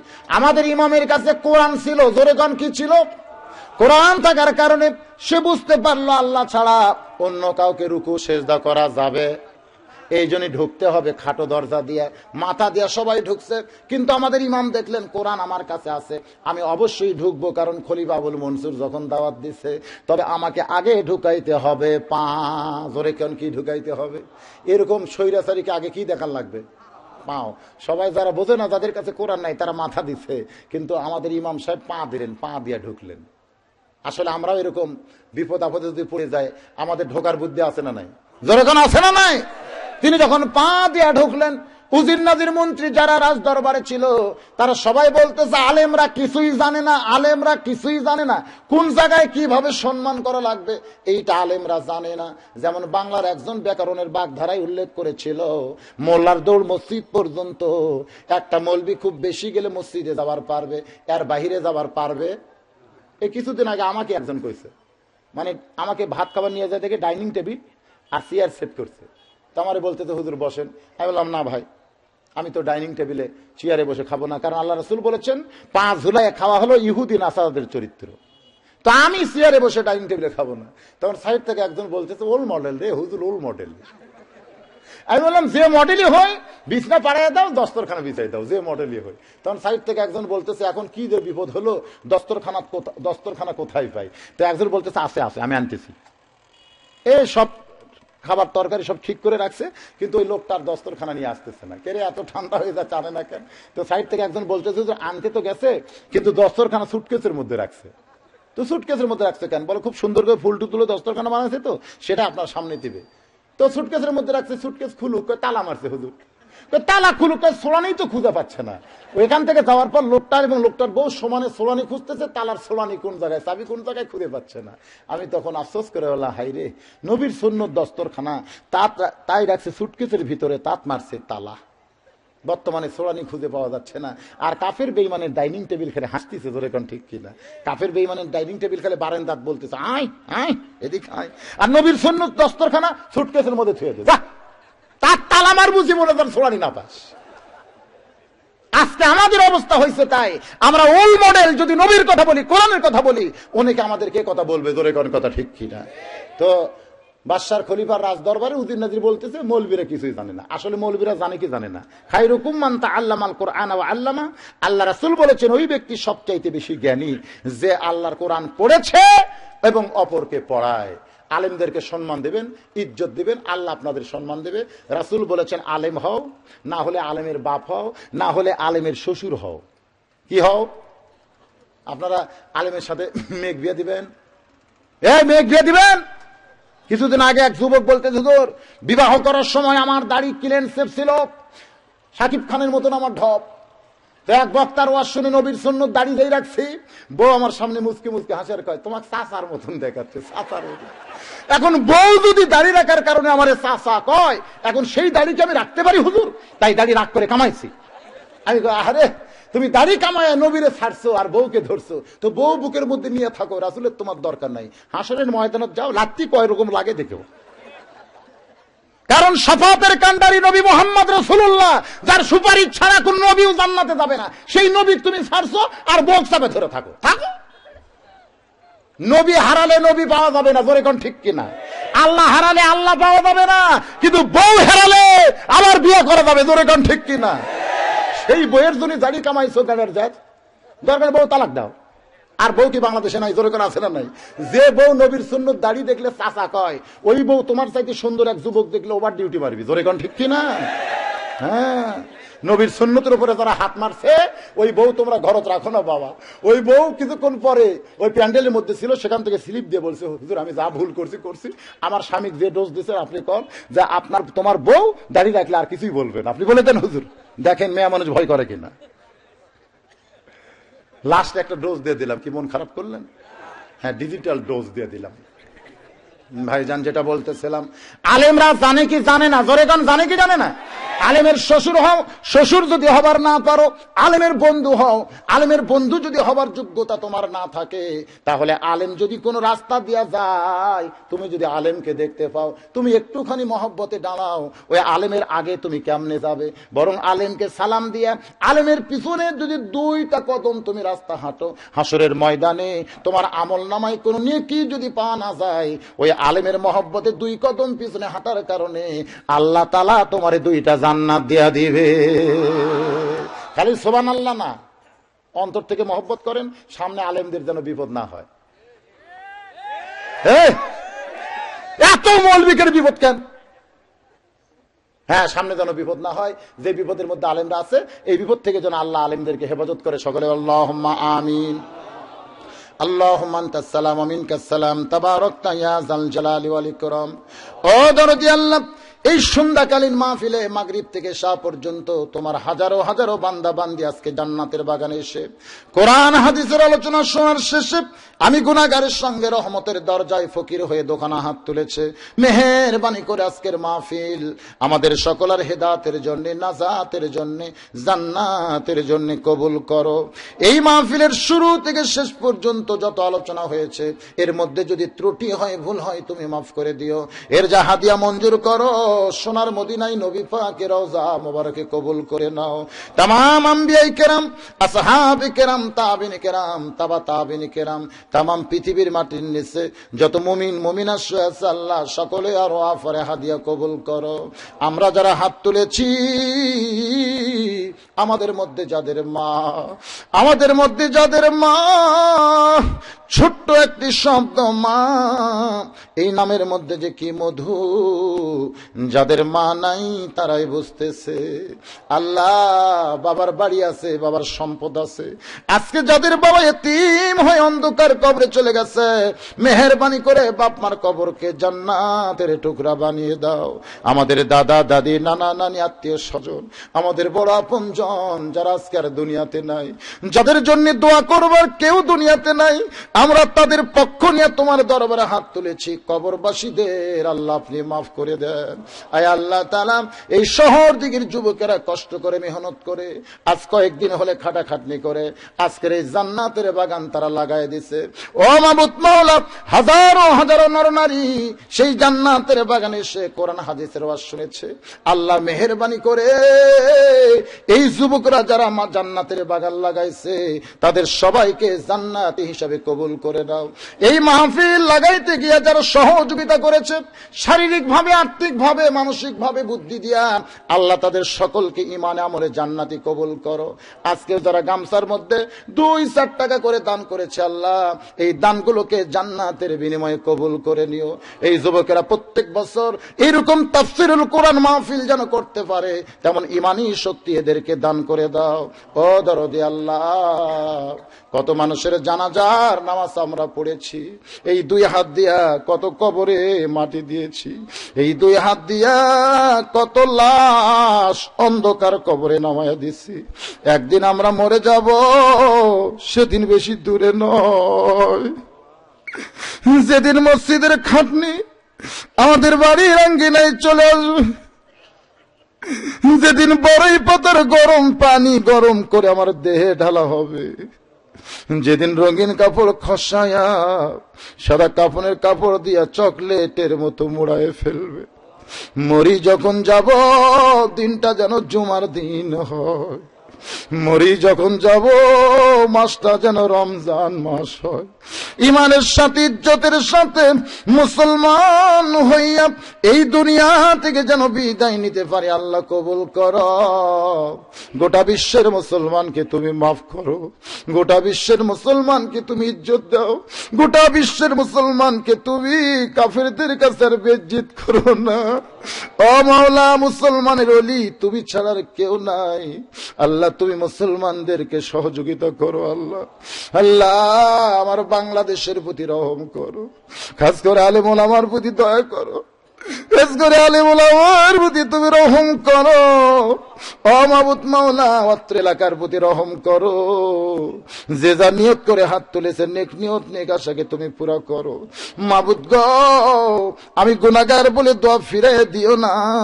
এই মাহফিলে যার দুইখানা হাত পছন্দ করো, সেই দুই হাতের ওসিলা আজকের মাহফিলকে কবুল করো।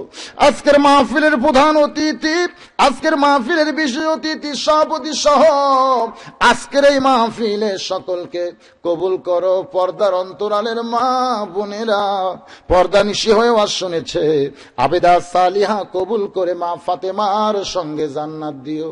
আর মরণের কালে আমাদের জবানের মধ্যে তুমি জারি করে দিও লা ইলাহা ইল্লাল্লাহু মুহাম্মাদুর রাসূলুল্লাহ সাল্লাল্লাহু।